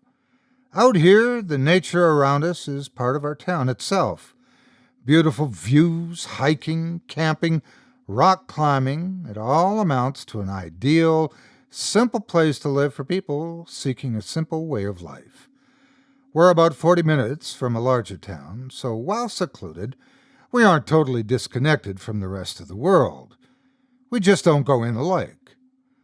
Last summer, we found ourselves under the oppressive thumb of an overwhelming heat wave. As it surely isn't difficult to imagine, The seductive gazes from the curiously dark yet still glistening water were frustratingly tempting, but still the townspeople of Humming Lake obeyed our cardinal law. It was easy enough. Other summers had proven similarly unbearable, and we made it through. Above-ground pools provided the same respite that cold showers and sprinklers did. But for 8-year-old Rodney Hartle, such substitutions weren't enough. For Rodney, the siren song of the 1.7-acre lake was too alluring to resist. While spending the afternoon running around with friends in the Danforths' backyard, which, after a small ditch, leads directly into the lake, under the watchful eye of all their parents, Rodney went inside through the back door to use the bathroom. Shortly thereafter, while Cal Danforth manned the grill, he saw in his periphery a shirtless Rodney Hartle sprinting from the front yard down the side of the house. It took Cal a moment to realize what was happening, and by the time he did, it would soon prove to have been a moment too late. In a split second, the spry 8-year-old had breezed by him, all while screaming in the kind of defiant voice only a child can truly muster, "I'm going swimming!" Everybody's heads turned with faces of abject terror as Cal dropped the spatula to the ground and tried as he might, the only person with even a hope of catching the rebellious boy, before it was too late. The rest of us watched with wide eyes as Rodney took step after rapid step with every intention of plunging himself into that forbidden abyss.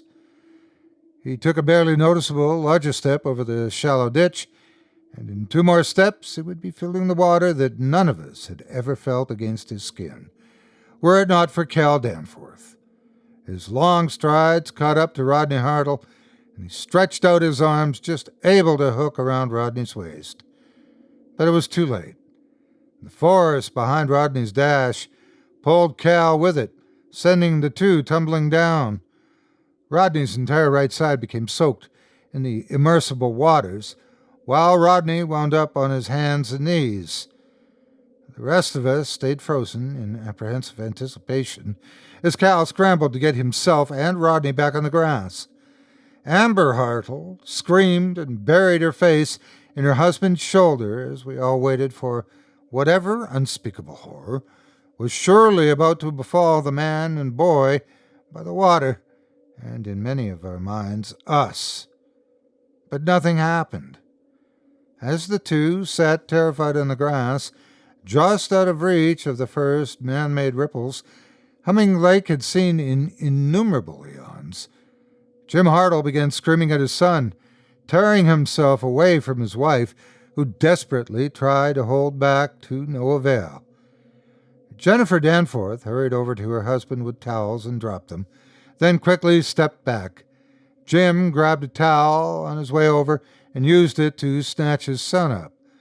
Rodney attempted to wrap his arms around his father, frightened at everyone's reaction and his dad's own ire. But Jim pushed his son off of him at the very last moment, sparing himself from getting any of the water on him. Cal dried himself off, wisely telling everyone to stay away from him. It seemed like an eternity that we all stood there. The burgers that had been on the grill were charred to a crisp as we watched intently, half at the lake, the other half at the only 2 people who had touched it in our lifetime. But nothing happened to either.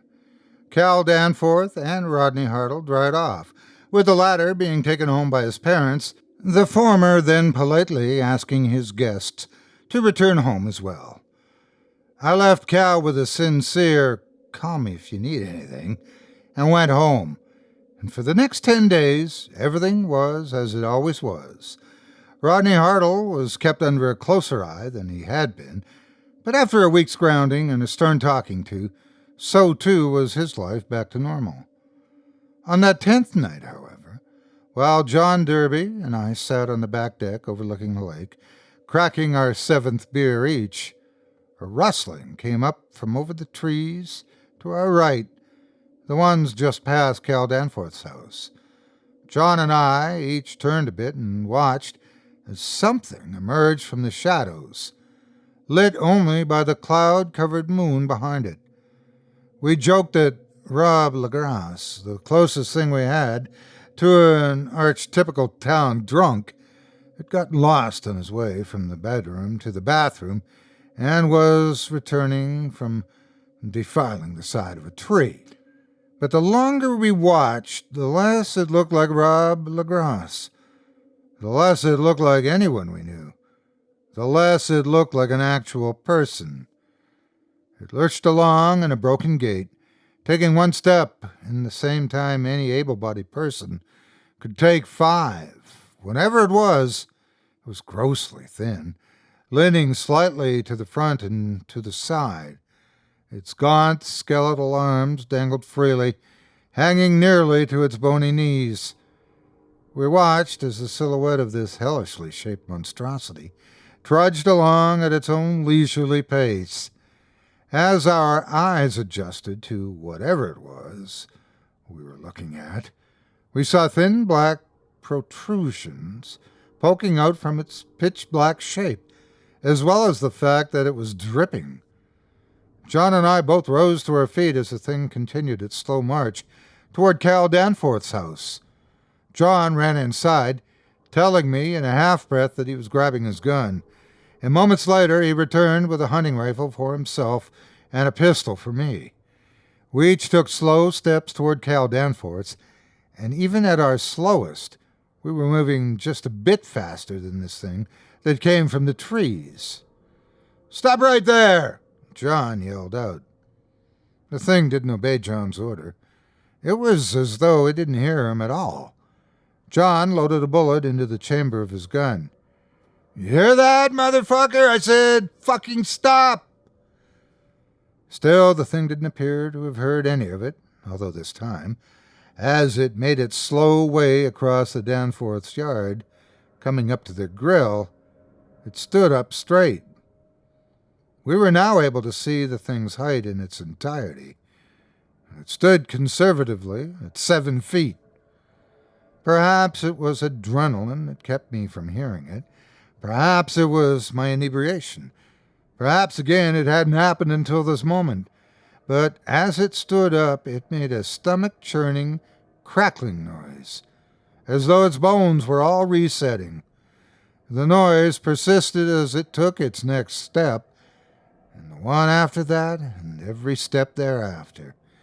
Each time it lifted one of its feet off the ground for one of its heavy, short steps, it sounded like countless sets of knuckles cracking for the first time in years. John told me to run back and grab his flashlight from inside his back door. I returned moments later with a high-powered handheld floodlight and turned it on, bathing the Danforth's backyard in light and giving us our first real look at the thing from the trees. Its skin was smooth, a dark, murky gray. The protrusions we'd seen in the silhouette were revealed to be twigs and sticks clinging to its body, and while it possessed no hair, parts of its body were splayed with what looked like seaweed. "Motherfucker, I'll shoot you!" John screamed, and a moment later a light turned on near the front of the Danforth's abode. This thing still paid us no mind. Another light turned on, this time in Cal's kitchen, which is situated near his back door. "Cal, stay inside!" I yelled. "The fuck is that thing?" John whispered to me. I offered no speculation. "What the hell are you guys doing?" We heard Cal call out from his open kitchen window. "There's some fucking thing in your yard, man, heading straight for you." As John yelled back, the thing stopped. Its bones sang their crunchy song as it turned around and faced the water. There was a deafening silence that lingered between myself and John, the lanky creature, and Cal Danforth. What finally broke that silence gives me chills just thinking about it now. We were still a fair distance away from it, so its features weren't readily apparent, but from what I could see, its eyes were little more than sunken holes in its face, and its mouth stretched much farther up the cheek than any normal person. And then it opened that mouth. It opened an average amount, like your mouth or mine would open when we spoke. But then, accompanied by the sickening crunch of snow being packed under a boot, its jaw unhinged. All the while, water spilled from the openings in its face. It then began making sounds. They weren't words, that was clear, even despite the fact that it was talking with a mouthful of water. It was undulating. The sounds it made came from deep within its throat, horrible, ghastly, terrifying sounds.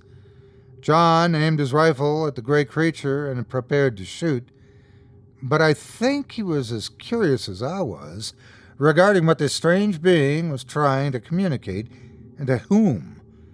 After a few more seconds of those hellish noises emanating from deep inside the thing's stomach, it stopped, and for a few fleeting moments, the only sounds I heard were my breath, my heartbeat, the soft whistle of a light breeze, and the invisible cicadas chirping their midnight song. But then the cicadas stopped, and it was that silence that made my heart sink to my stomach. That absence of all sound that registered in my brain as a signal that something was very, very wrong. And after a single moment of that silence that felt like an eternity, the lake responded. In that moment, I learned from hence Humming Lake had gotten its colloquial sobriquet. It didn't have a source, at least one that I could discern as I stood there, but a distinct hum simply materialized in my ears. It surrounded us, and it sounded as though it were coming from behind me, in front of me, on both sides of me, from under me, and from above me, and from within me, and without me all at once. It was low, as if someone with a deep voice was simply going, I can't say for certain, but at that moment I looked at the lake, and it seemed darker. There was always an uncharacteristic dimness to the body of water, a sort of absence of the color that might come to mind when one thinks of such a geographic feature, of a deeper blue, especially toward the center of the small inland lake. At that moment, even under the moonlight, the lake seemed to swallow all light and appeared a pitch-black pit of uncertainty. And that pit hummed, and then it stopped, replaced then by the abnormal figure in Cal Danforth's backyard and its guttural nonsense. The cicadas returned as the creature and the lake finished their indiscernible conversation, with the former turning back towards Cal. A small man, but with the courage and brashness of 100 larger men, Cal Danforth yelled out for John not to shoot it, and that he would take care of it. After disappearing into his house for a moment, and while the dripping gray mass of bones and smooth skin made 2 more of its crooked, audible steps toward his home, Cal returned with a metal baseball bat. John and I watched, he through the iron sights of his gun, and me through my disbelieving eyes, as Cal Danforth stepped out through his back door, ranting and raving about how some fucked-up cripple wasn't going to threaten him. "You want to come onto my property?" he shouted rhetorically. "Think you're going to come onto my property and do some shit?" He clearly hadn't thought of what he was going to say beforehand, and was winging it in the moment, but it didn't matter what he said. Cal approached the lumbering beast, baseball bat cocked back and ready to swing. But it didn't matter. With the speed it hadn't exhibited until then, it stretched out its lanky arm and rammed 2 of its thin, tendril-like fingers that I would swear got longer at its whim, underneath Cal Danforth's jaw, up through the fleshy part underneath his mouth, and pulled the left side of the lower half of his jaw off. It happened in the blink of an eye, with an ease akin to a giant brushing away a fly. This thing had torn skin and snapped bone, leaving Cal Danforth standing in stupefied shock as the lower half of his face hung to one side, a mess of blood and viscera and a lower set of teeth displaced from their rightful fixture on Cal Danforth's visage. He stood there silently as the creature retracted its hand and flung it up once again, much in the same way it had the first time, but now without the impediment of the lower half of Cal's face to slow its thrust. Its fingers, longer yet again, plunged into the top of Cal's mouth, but this time they didn't retract. This time I watched as Cal's body went limp, held up only by the unnatural strength of his killer, and his eyes began bleeding. John and I, too, were in shock, and he snapped out of it first. He yelled as he began firing his weapon at the thin, monstrous beast, the deafening bangs of his gun shaking me from my stupor. I began firing at it, too, and after my second shot, it dropped Cal to the ground. Our shots didn't seem to affect it at first, but the more John unloaded into it, it looked to be putting up its arms, though it seemed not in defense, but in annoyance. Even still, it essentially ignored us. It resumed its slow, laborious gait, seemingly aiming to go around Cal's house. In that stressful time, I wasn't sure where its destination might be. John quickly ran the few yards back to his home and disappeared for the briefest of moments inside before returning with a machete. I voiced my concern, noting that a bevy of bullets hadn't been able to harm it, but John still persisted. He made a wide berth around the thing, machete in hand. It was nearly to the left of Cal's house when John made his move. He swung the machete, cutting cleanly and easily into its head, splitting it from ear to misplaced jaw joint, and he continued hacking away at it with an apparently endless supply of water seeming to splash against the ground and against John. The thing collapsed to the ground in a puddle, its entire body turning to water as it perished, dousing John and soaking his shoes and the grass they stood on. "You motherfucker!" the drunken John shouted. "You fucking see that, man? Fuck this fucking thing." He stopped speaking abruptly and stood up perfectly straight, dropping the machete to the ground with a light splash. Then he turned back, first toward what I thought was me, but I would soon realize was the lake. "Johnny?" I asked meekly, my voice shaking, as my friend started taking rigid steps. He walked right past me in jerky, unnatural motions. I called out to him several times, each time ignored. I watched helplessly as John walked down the grass and right past me, as though I didn't exist. When I realized he was walking toward the lake, I ran to try and stop him, but whatever force was compelling him to walk to the lake compelled me to stop. I wasn't capable of moving, unable to stop my friend. I was forced to watch as Johnny slowly walked into the lake, first up to his ankles, then his knees, then up to his waist, and then he stopped. He stood there for what felt like an eon, and, without any indication that it was about to happen, preceding, John Derby was ripped underneath the surface of Humming Lake. The same moment he was under was the moment I was freed from whatever it was that was keeping me in place. And not a moment later did that hum return, only this time it was loud enough to hear a mile away. By this point, other people had come from their houses to see what all the commotion was about, and one by one saw Cal Danforth's mangled corpse and asked me what had happened, a question to which I didn't truly have an answer. The hum raised in volume, and before long glass started shattering, and then, as quickly as it started, it stopped. And moments later, from the trees on either side of the 4 lawns that sat on that part of Humming Lake, came more monstrosities. All of them had humanoid shapes as vague as the first of their kind that had arrived, but their limbs were all mangled, misshapen branches jutting out from their emaciated trunks, and all of them dripped the same water as their fallen associate. There must have been at least 30 of them, and all of them started towards us with the same hurryless stroll.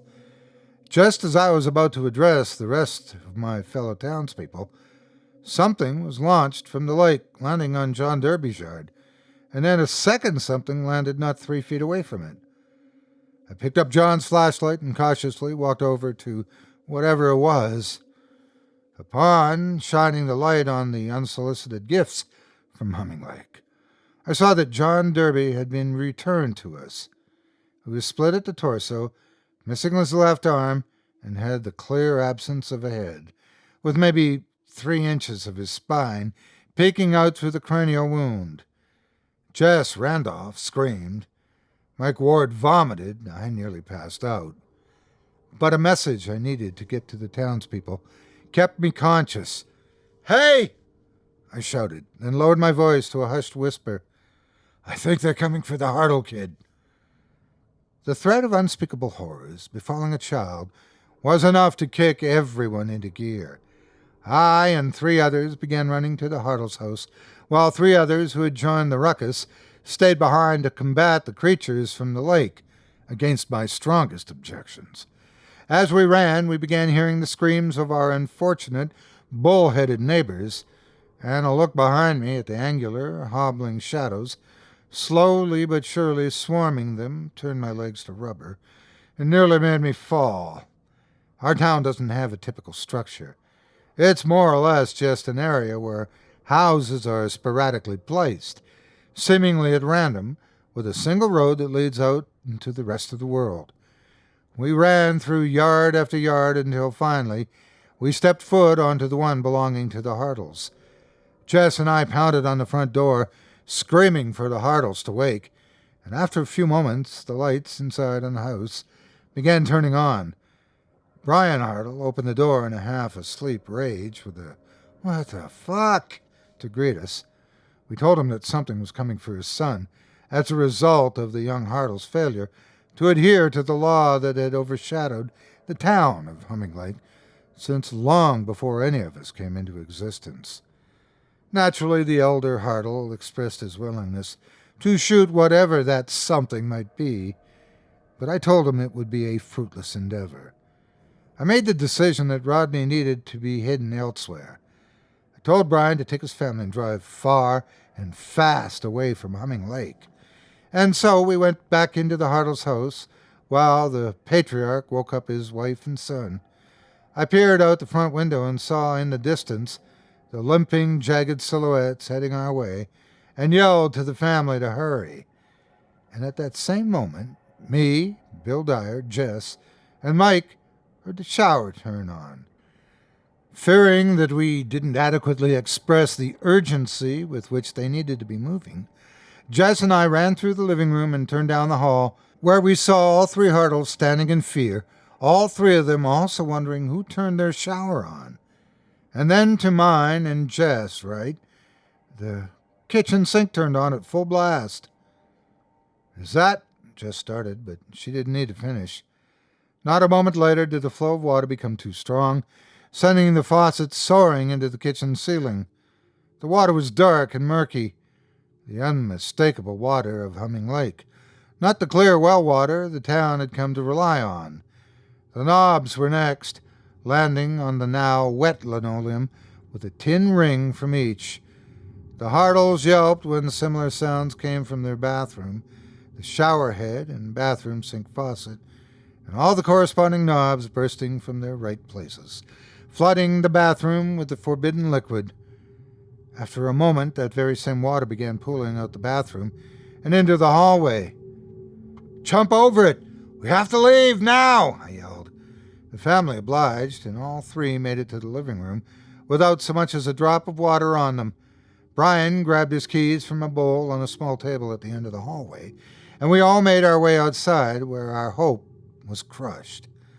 The lights on all the houses we could see were on, and coming from inside the houses were shouts of anger, fear, and confusion, as well as water. So much water. It came from under all of the Hartles' neighbors' doors, and before long it came from the Hartles' house, too. We did our best to avoid it, but Mike Ward wasn't so lucky. As he tried to step over a stream of water, he tripped, landing hands and face first into a shallow river. Over him, Bill Dyer similarly stumbled, ending up on his backside, soaked. Jess yelled at them to run the other way so as not to risk us getting wet, and wished them luck in a single breath. I looked behind us and saw the Hartles' car with water surrounding it on the ground below. Then I saw them. The creatures had made their way up to the neighborhood, with some breaking off from their groups to go inside the houses, belonging to whom I can only assume were those not lucky enough to avoid the fountains the lakes had created from their fixtures. Finally, we reached our destination, which was 3 houses down from the Hartles. Bob Harrison's house.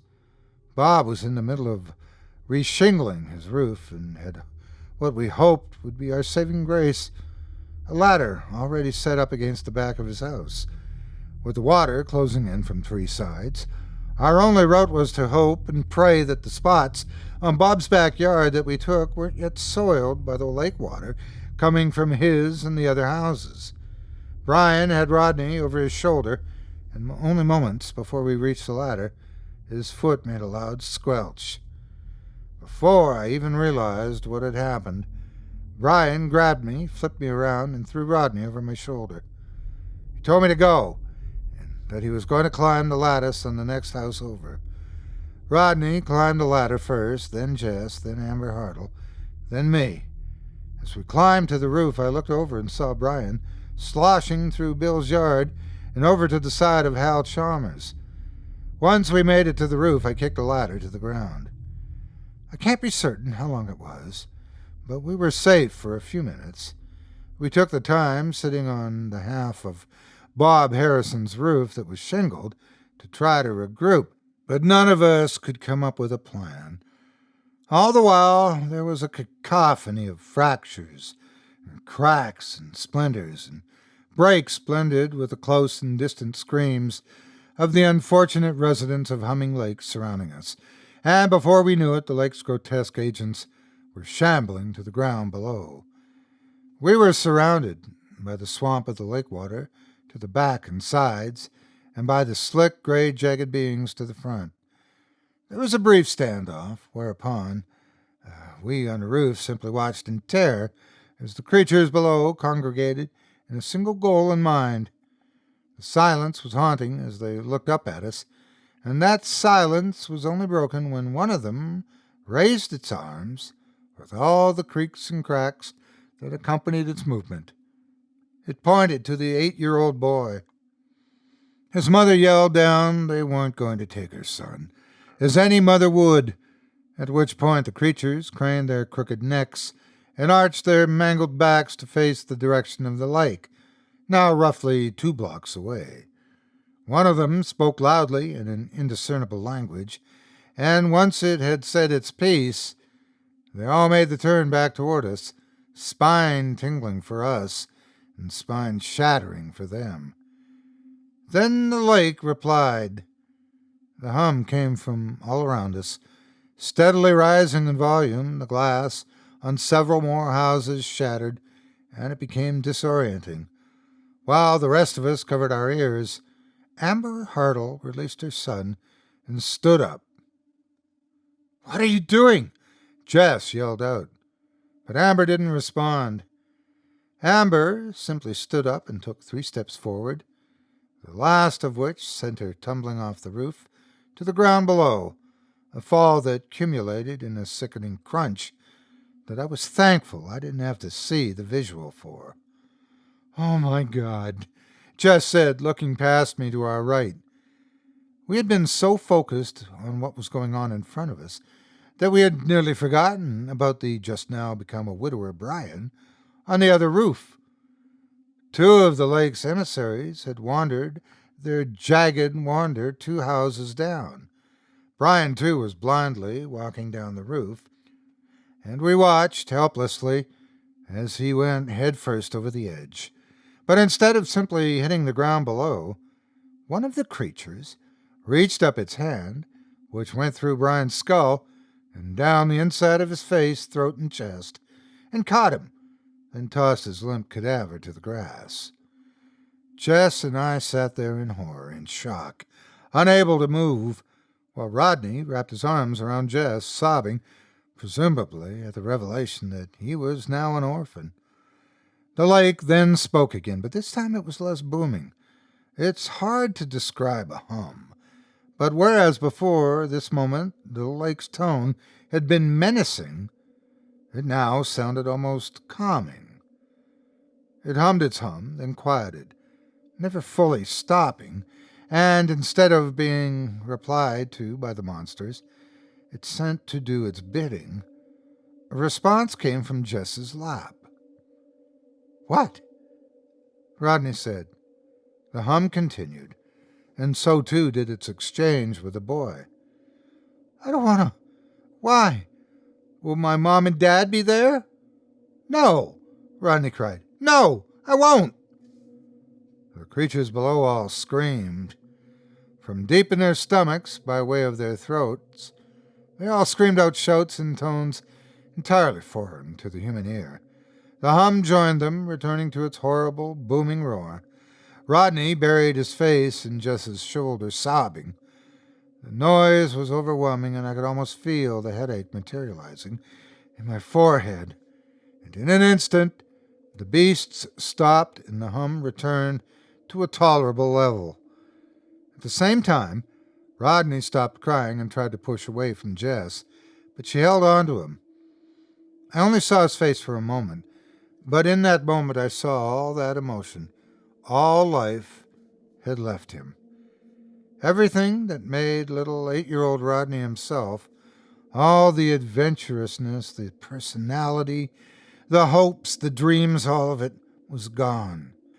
The moment I saw his face was when he pushed his head away just enough to get into position. Then he sank his teeth into Jess's throat, tearing away a chunk of skin and sinew and sending blood flowing down her neck. In an instant, Rodney turned around and was walking down the roof. As I did my best to stanch Jess's wound, I watched Rodney step down the shingles and topple forward, and squinted my eyes as an inherent reaction to the blood-curdling sound I was expecting to hear. But I didn't hear that sound. Instead, the humming stopped, and I heard the sounds of one of the creatures vocalizing. And in reply, I heard Rodney. I can't be certain of what he said, but it was something along the lines of, "Okay, let's go." And then they all began walking back toward the lake. The lake's envoys with their lumbering gaits, and Rodney with his sure-footed 8-year-old steps. They walked and walked and walked until they were enveloped in the shadows and out of sight. I tried my best to help Jess, but I'm not a medical professional. I used my shirt to keep pressure on the wound, but within minutes she was dead. I stayed up on Bob Harrison's roof for the next 16 hours, with Jess's dead, bloodied corpse roasting in the summer sun not 3 feet away from me. After a time, people started coming out of their homes, carefully avoiding the spots in the ground still damp with the lake's vengeance. They used plywood and furniture and vehicles to create bridges for those who were trapped, myself included. 27 bodies were pulled out of the neighborhood's flooded houses in the coming weeks. We crafted waterproof suits and footwear to traverse our town until such time as the water dried up or was otherwise cleared out. When the lake claimed its revenge, it resulted in the most harrowing 30 minutes of my life. It was roughly half an hour of chaos, death, confusion, and sorrow. But it put one thing into perspective. The one thing that so many of us had pondered for so long. The answer to the question that so many residents of Humming Lake had asked for so long, but for which none had ever dared seek. That half hour of dread gave us the reason for our town's oldest law, the source of which had been lost to time itself. Never touch the water.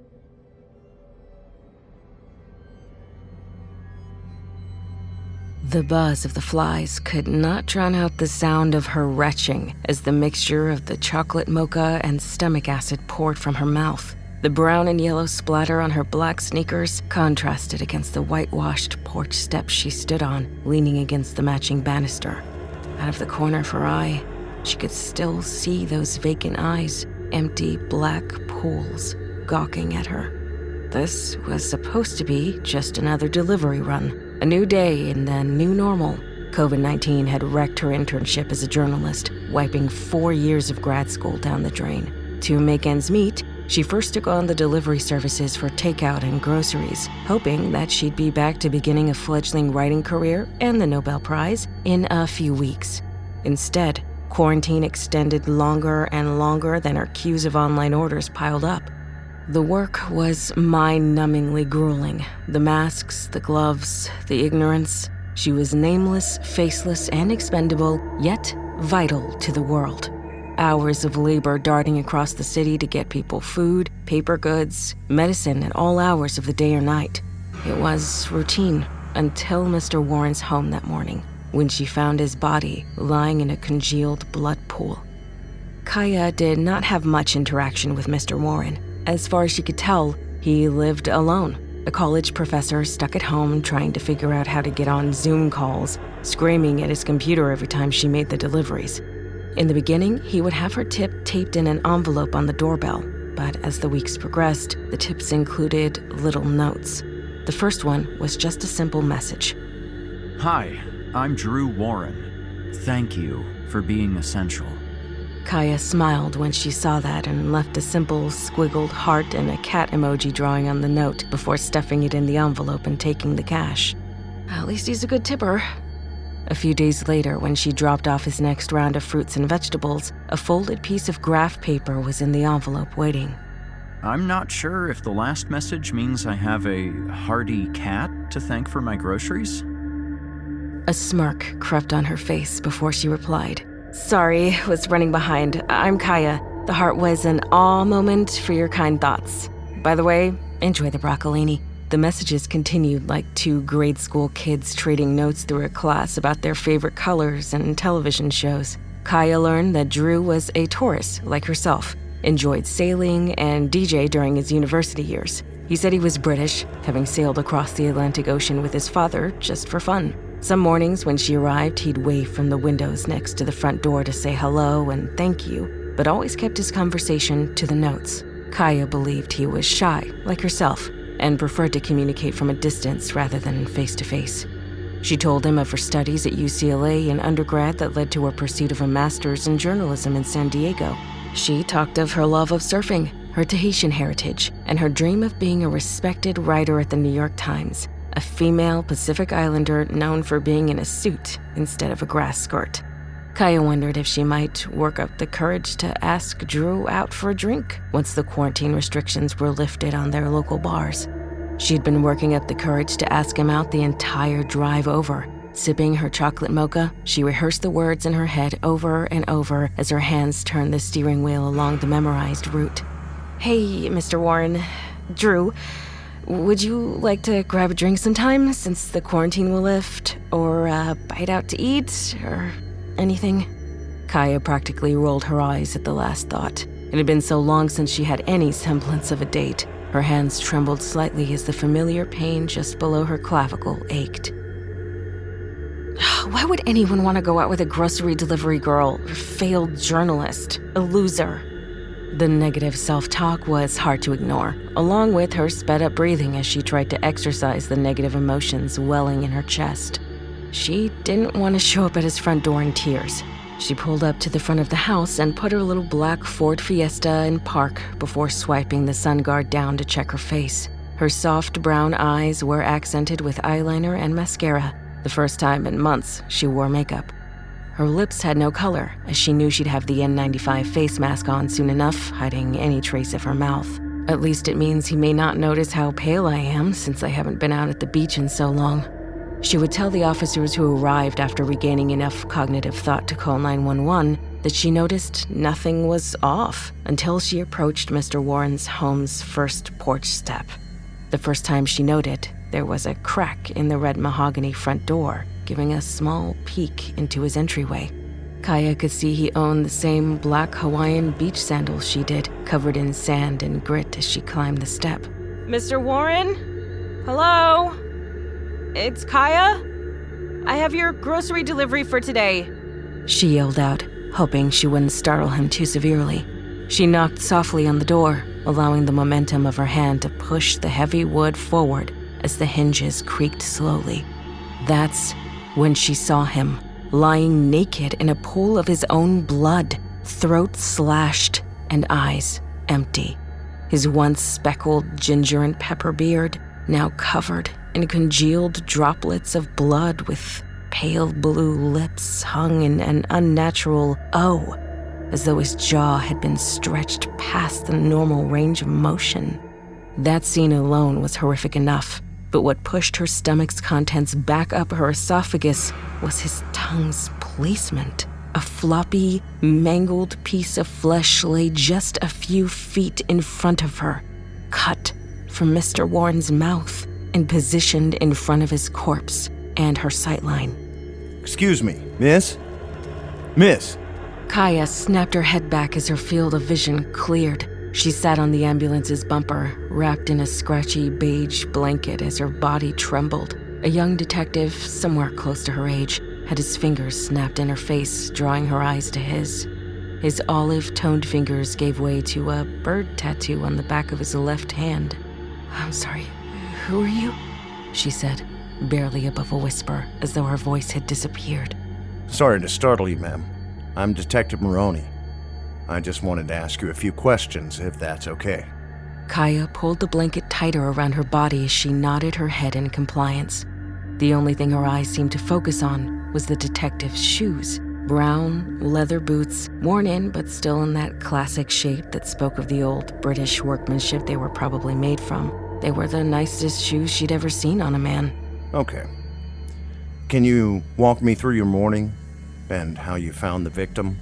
Kaya cleared her throat, trying to get her voice to stay steady as she began her hoarse description of her morning's events.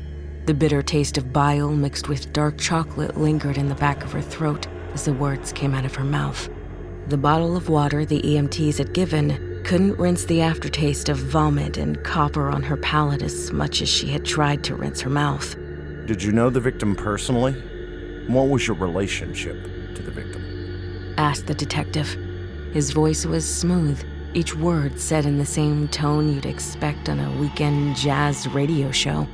Kaya glanced at his face, noting for the first time that as young as he might be, he didn't lack in the looks department. His clean-cut, dark brown hair side-swept with just enough product to keep it out of his eyes. Those dark brown pools shone against his tanned olive skin, with enough grizzled stubble against his smooth skin to show off the powerful jaw. Kaya suspected that he was used to getting his way from the confident way he stood and looked down on her. I can't say we had an actual relationship. I only got to know bits and pieces of him in the past few weeks. I took the grocery delivery job to pay bills during quarantine. He was one of my usual customers from the beginning. What did you know about him? Asked the detective. I know he was a writing professor at the city college. He was supposed to teach this fall as their creative writing guest professor. I guess he'd had some success as a self-published author on Amazon. He lived alone. He made me laugh. Tears prickled on the edge of her vision, her lip trembling enough that she bit down and looked away, willing herself to take slow, deep breaths in and out. I'm sorry. I understand that this is difficult. Take your time. When you're ready, did he ever mention anyone he was having trouble with? Kaya kept her eyes darting as she shook her head, signaling no. She mentally cursed at herself for tearing up in front of this stranger. Get a grip, you didn't even know him that long. It's not like you were in love. Not like you knew him that well. Okay. I think that's all I have right now. Here's my card. And let me take down your information. If you think of anything, or if you have any questions, please call me. Kaya took the detective's card and mumbled through her cell number. she realized the rest of her orders would not be delivered to the customers in any time frame they requested.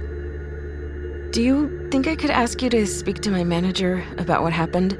she asked, reaching to touch his arm, fingers flexing around the muscle hidden under his shirt. Kaya retracted her hand as though his touch burned her fingers, shocked by the sensation of touching anything. "I'll need help to explain why the rest of my shift didn't get completed." Of course.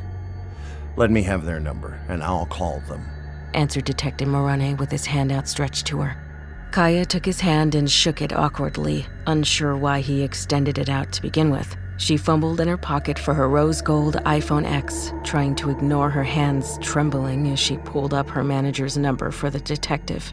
He gave her a brief nod before turning to make the call, walking towards the other officers and staff who exited the house with various tagged bags. The clang from the stretcher brought her attention back to the front of the house, the squeaking plastic wheels grinding against the metal screws.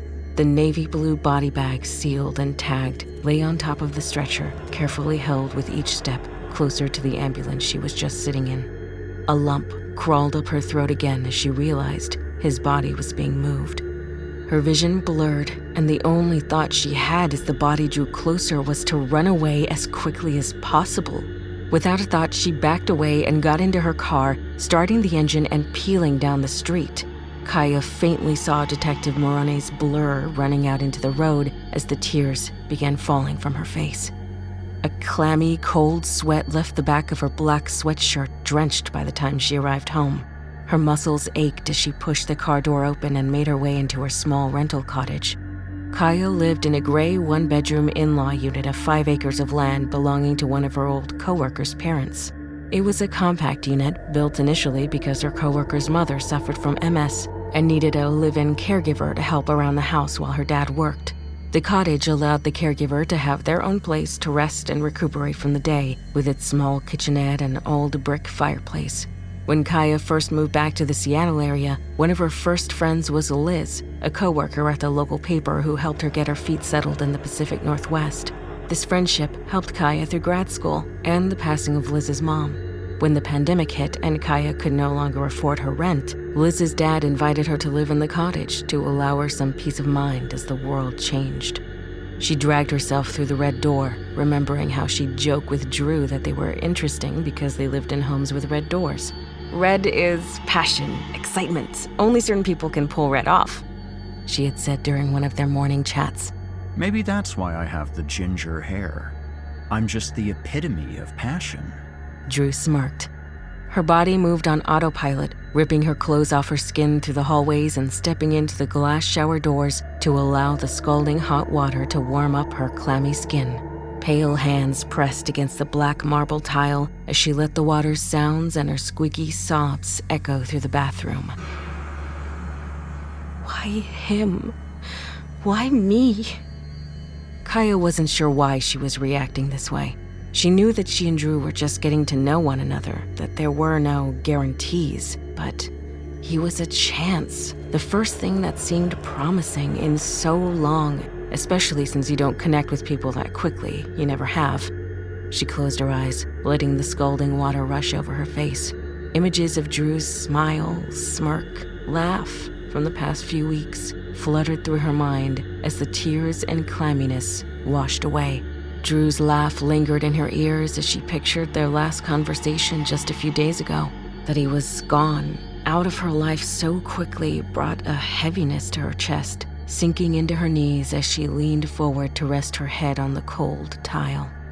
I have to say that your story has helped inspire me to get back to some of my works in progress, he said, leaning against the white door frame as Kaya sat on the porch railings with her legs swinging. "Really?" she exclaimed with a scoff, eyebrow raised. "How am I influencing your writing?" Drew seemed to smile, watching her legs swing back and forth lazily. He was the last delivery of the day, so they had extended their conversation to the front porch. I always have multiple stories in my head and in the works. The one you're inspiring is about a girl who I see as being born as a genius in a third world country, like Mongolia. And it's about how she grows up and solves humanity's destruction of the Earth by creating AI that will help trim our population down. Kaya had stared at him at that moment, blankly allowing the silence to sit uncomfortably just enough before bursting into a fit of giggles. The idea that anyone found any kind of inspiration in her life seemed ludicrous. That character sounded like a female action hero, not an essential worker during a pandemic. I wonder how far he got into that story. Kaya's eyes popped open as she stared at the black marble floor, watching the orange and bergamot-scented bubbles swirl and twirl down the drain. She realized for the first time that something was missing from the scene. When she discovered Drew's body, she'd been so distracted and disgusted by the stage, she failed to compute the one item missing from that living room. After so many weeks of walking up to that door, Kaya had memorized the object's placement in the entryway once Drew left his door open. She always had a habit when she was a kid, scanning her environments like a hunter looking for food. As a wannabe journalist, it helped her when she needed to research a particular story or track down a person. Photographic memory of a location was just something she had. She would tease him about his OCD habits of putting everything in its exact spot. His pièce de résistance of this was his laptop, always charging at the front entryway socket. He had told her early that the older wiring in his house left that outlet with one of the strongest currents. Since he often rode in various locations, the laptop was always charged every night in that spot. It was missing from its place that morning, and Kaya just knew in her gut it wasn't a coincidence. Kaya woke up hours later, tangled in her gray and blue bedspread as her iPhone screen kept flashing. Her vision was still blurry as she tried to figure out what was going on. She didn't remember falling asleep, but her body moved sluggishly to smack the touchscreen ignore button. Outside her bedroom window, she could see Lake Washington's outline with the orange-tinged afterglow of the fading sun. Somehow she had slept the rest of the day away, and a large part of her brain wished she hadn't been woken up. The nap she had taken was the only time since the morning she could say she didn't have the images of Drew's face lingering and haunting her. Just close your eyes again. Let yourself try to forget.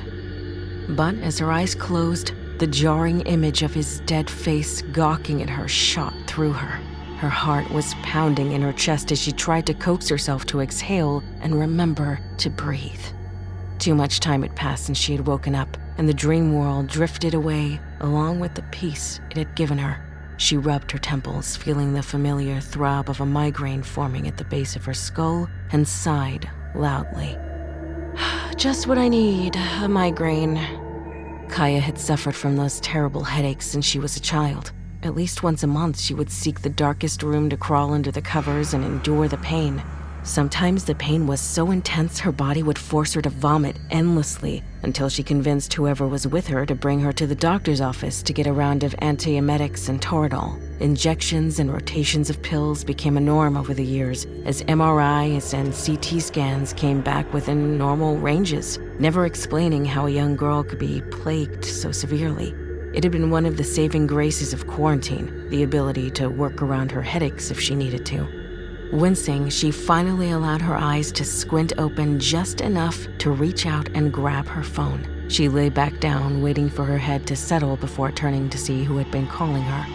She had 15 missed calls and 3 voice messages to sort through from what she could glimpse before shutting the light down again. The first 10 were from her managers and her coworkers.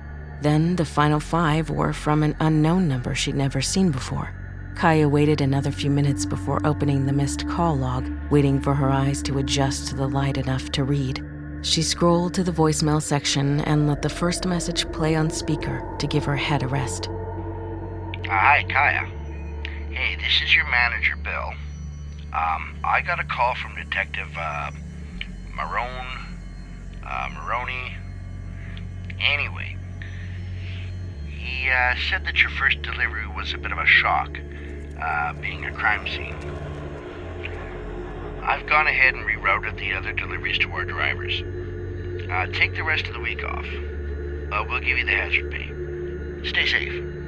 Kaya exhaled as the message ended. A mental break sounded great, and she smirked a little at the thought they'd still be paying her despite the circumstances. There was enough media coverage of the heroics of the essential workers that she was sure the grocery chain didn't want the publicity coming out saying they had deprived her of her livelihood in the circumstances. It would be one less thing to worry about over the next few days, with the bonus of the free food she'd gained. She hit the following message to play and closed her eyes. Kaya, OMG, are you okay? It's Lori West. You know it's me, your favorite work delivery friend. The rumors are going wild. We got a reroute notice from Shankar about you finding some insane scene on your first delivery. Call me when you get a chance, girlie. Kaya snorted loudly enough to jolt herself. Lori was just a few years older, but Kaya often envied how easy Lori could be.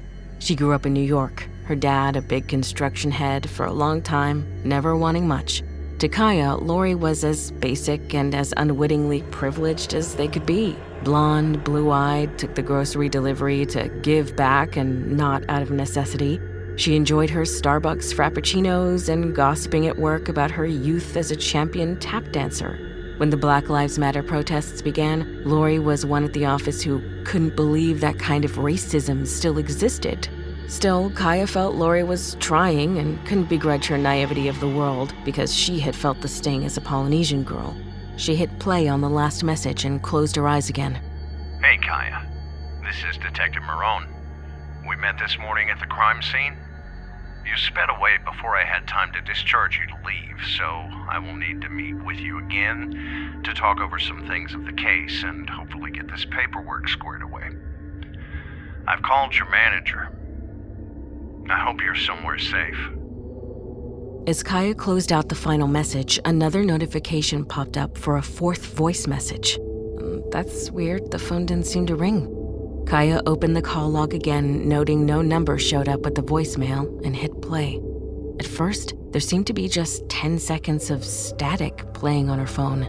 She rolled her eyes, moving her thumb to the delete icon, when a warped, hidden voice began talking. I'd be careful if I were you, miss. Wouldn't want you to get in the same trouble as your boyfriend. The blood drained from Kaya's face as she heard a struggle happening, and then a shrill screaming. Oh, no, please! No. The message clicked to end, and the phone fell to the bedspread, her hands trembling too much to hold it. She could only look down in horror as the throbbing picked up in her temples and her chest. That was Drew. That was Drew's voice. The sun's golden rays peeked over the police station, emitting a soft yellow haze against a blue sky. Kaya sat with her knee fidgeting in her car, parked outside the building, holding the English breakfast tea's final swig. Even with the healthy dose of cream and 2 lumps of brown sugar, the bitterness of her previous cups of coffee could still be found on the tip of her tongue. She never went back to sleep after she heard that voicemail. In her feverish haze, she got up and took her essentials to the car, feeling the need to keep her presence as mobile as possible. She tried to pull up the records of the number, only to hit a dead end. It was probably a throwaway phone. Knowing that someone had been watching her, she had taken herself back to the start of her days the past few months, parking just out of view of her various stops to jot down as much as she could remember about Drew and their interactions. Kaya pulled her cell phone up to cross-check dates when she first met him, when he appeared to order more items to see her more frequently.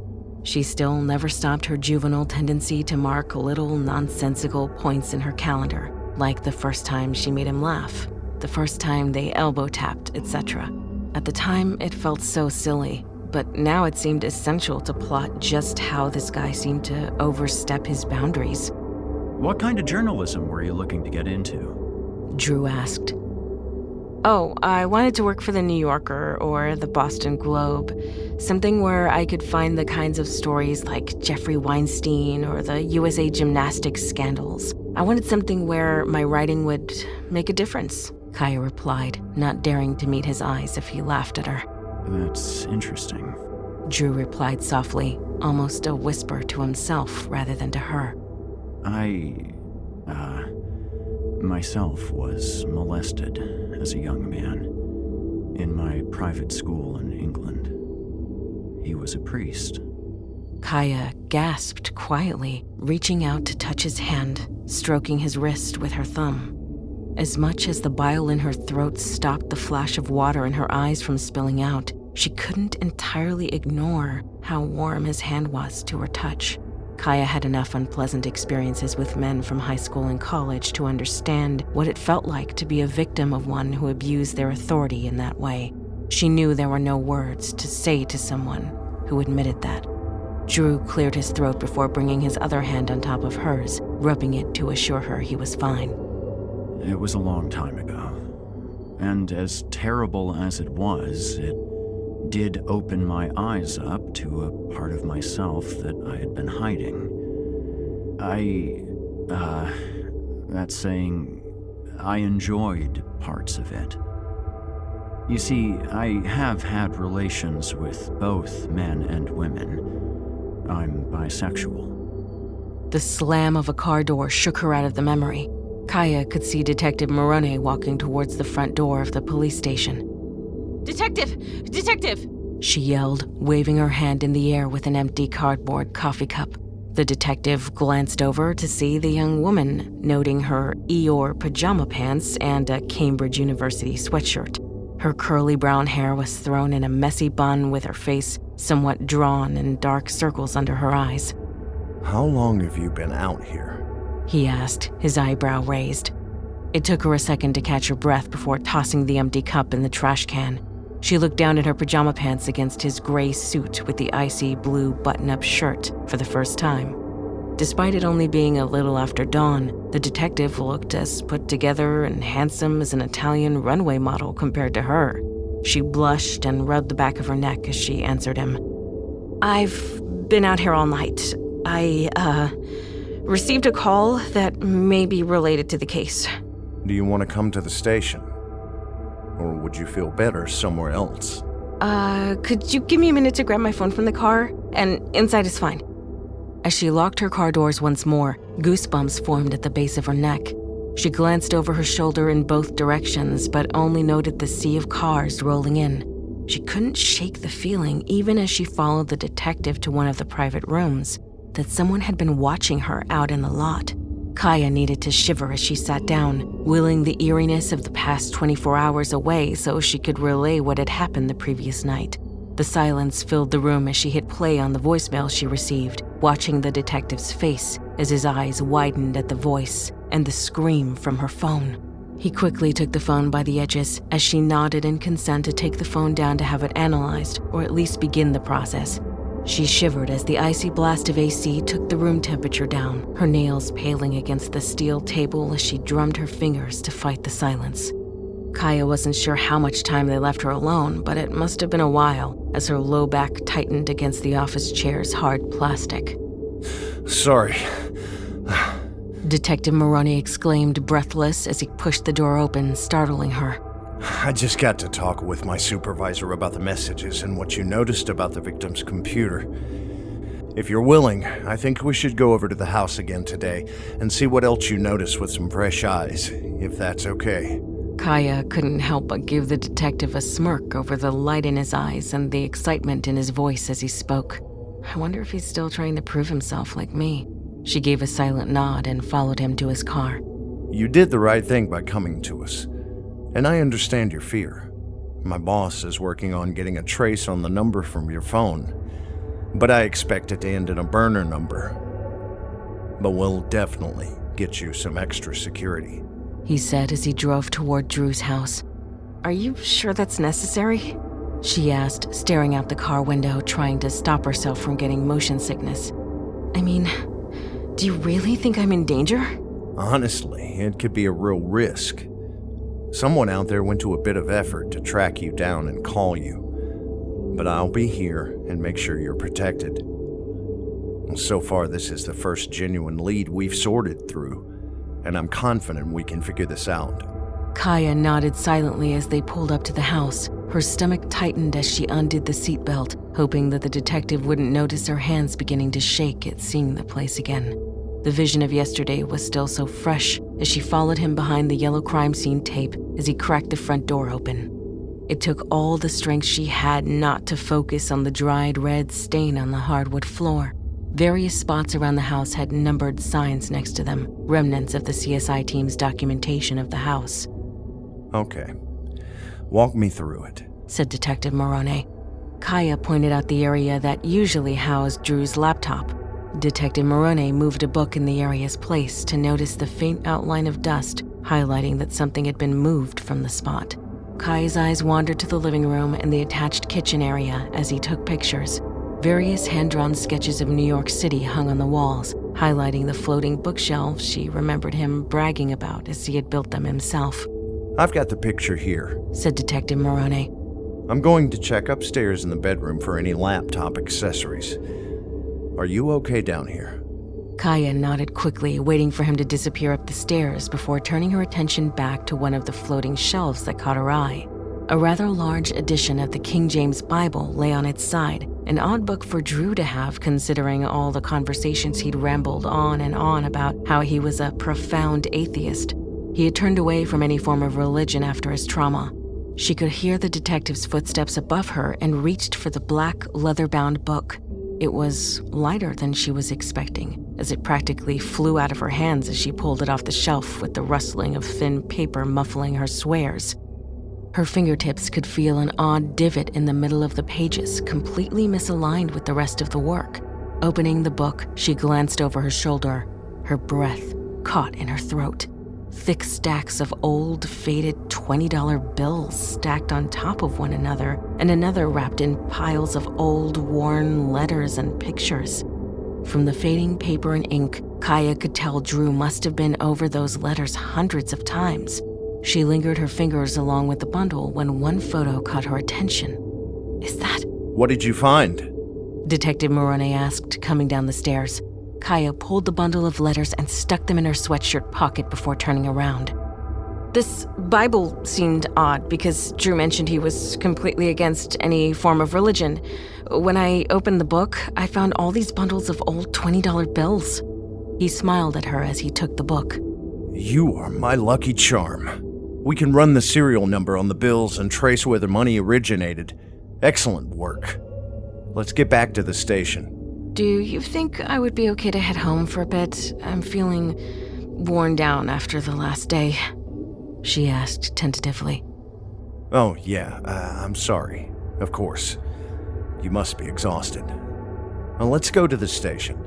I'll start running this and just make sure that your security detail is all set up, and you can head home. Thanks, Detective. Kaya gave a small smile and squeezed his hand, trying to ignore the blush in her cheeks when she realized how warm his skin was. Instead, she pushed to focus on trying to get home as soon as she could. It was early evening by the time Kaya sprinted into her house, barely waving to the officers stationed outside as she closed the door behind her. Her office was in a small corner of the house and had the only desk with enough space to lay everything she had taken out. There were dozens of letters and 3 photos. The first photo she could only assume was Drew at the private school he mentioned. He was already taller than his classmates, gangly, with his ginger hair radiating through to draw your eyes right to him. His uniform was the standard navy blue slacks and matching blazer with a white button-up shirt and red tie. A few of the adults in the photo were members of the clergy. The first year of high school were the words written on the back. Kaya began reading the letters in order of postmark date, taking notes as she read Drew's hidden journey over the past year. Hello, my name is Drew Warren. I was a student at this school in the late 80s. I'm trying to track down one clergyman that worked with the students. Thank you for your letter, Mr. Warren. We believe you retired and settled with relatives somewhere along the United States West Coast. Check with the parish office. Kaya's stomach lurched as she remembered the sadness and anger in his eyes when he told her of his abuse in that school. Was he trying to find the one who did it? And why the money? Her cell phone chimed, spooking her out of her concentration over the letters out to each diocese. Drew had amassed a trail for whoever this clergyman was. References came up again and again in his letters. Hi, Kaya. It's Detective Marano. How are you feeling? Kaya faked a yawn before answering. Sorry, just woke up from a nap. What's going on? We got a match on the serial numbers from the money you found. You won't believe this, but it ties to a cold case called Norjack. Have you heard of it? No, Kaya replied, shaking her head, grimacing when she realized he couldn't see her. Well, I'm pretty sure it's famous because it's the only airjacking on U.S. soil that never got solved. Basically, in 1971, a guy boarded a plane the day before Thanksgiving and told the flight attendants he had a bomb in his briefcase. He bargained for $200,000 and a parachute upon the plane's arrival in Seattle for the passengers' lives. They arrived in one piece, gave him his demands, and had the pilot take off to Mexico, but he jumped from the plane with the money somewhere between the Washington and Oregon border. Wouldn't he be dead? She asked. Well, that's been the suspicion because he was only wearing a suit that night. I mean, who can land that kind of jump in penny loafers? But they never found a body.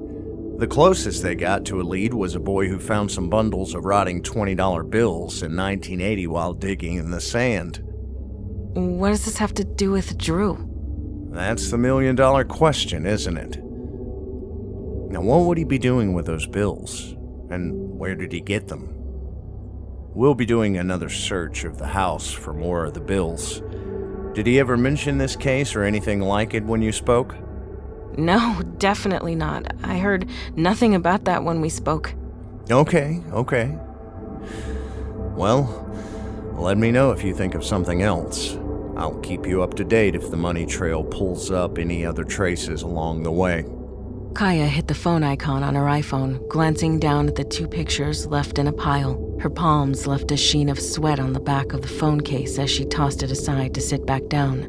She rubbed her palms against her face before sighing, still in shock and unable to process what she heard from the detective. What the hell is this cold case about? She picked up the second phone, showing two men arm in arm smiling at the camera. They looked around the same age, with dark brown hair and a nondescript face. One wore glasses while the other did not, cheap, black, plastic square frames popular from the 80s. Kaya realized the man without the glasses resembled the same priest Drew was trying to track down. It must relate them to one another. Maybe cousins? Or brothers? She flipped the photo over of the two men, reading the inscription from Drew. Relative? Lost contact? Brother? Kaya fell asleep that night with a nagging feeling that something terrible was coming her way. There was something about the other man's appearance that seemed so familiar.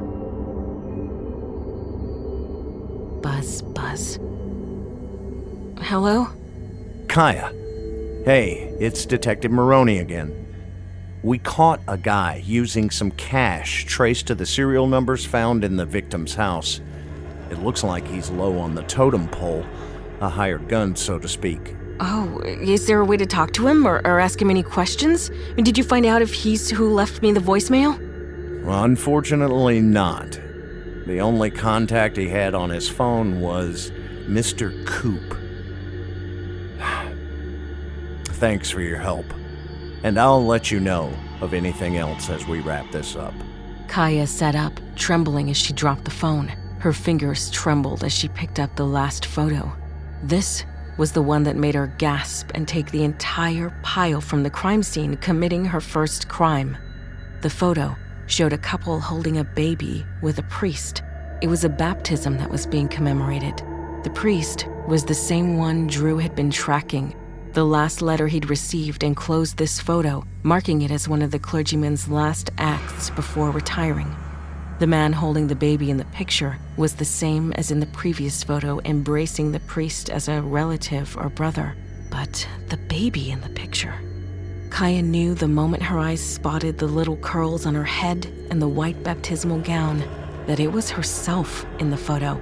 Her Lola had bragged from the day she could understand how many hours it took for her to sew that gown in time for her baptism. Her mom had told stories of how she met her father working as a coffee barista. She came to the mainland Pacific Northwest hoping to become the next dancing sensation when an older gentleman started courting her.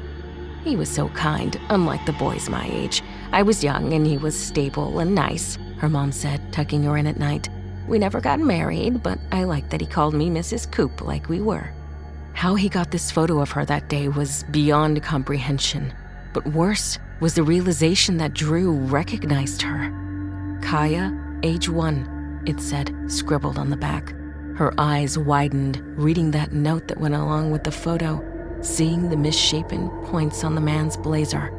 Please stop asking me. Take this cash and leave me alone. This picture is the only one I have. Don't ask anymore. Being watched. It had the same outline as the stacks of 20s she saw at Drew's house. For the first time in years, Kaya stood in her home, wondering to herself as she headed to her bed, who is my father?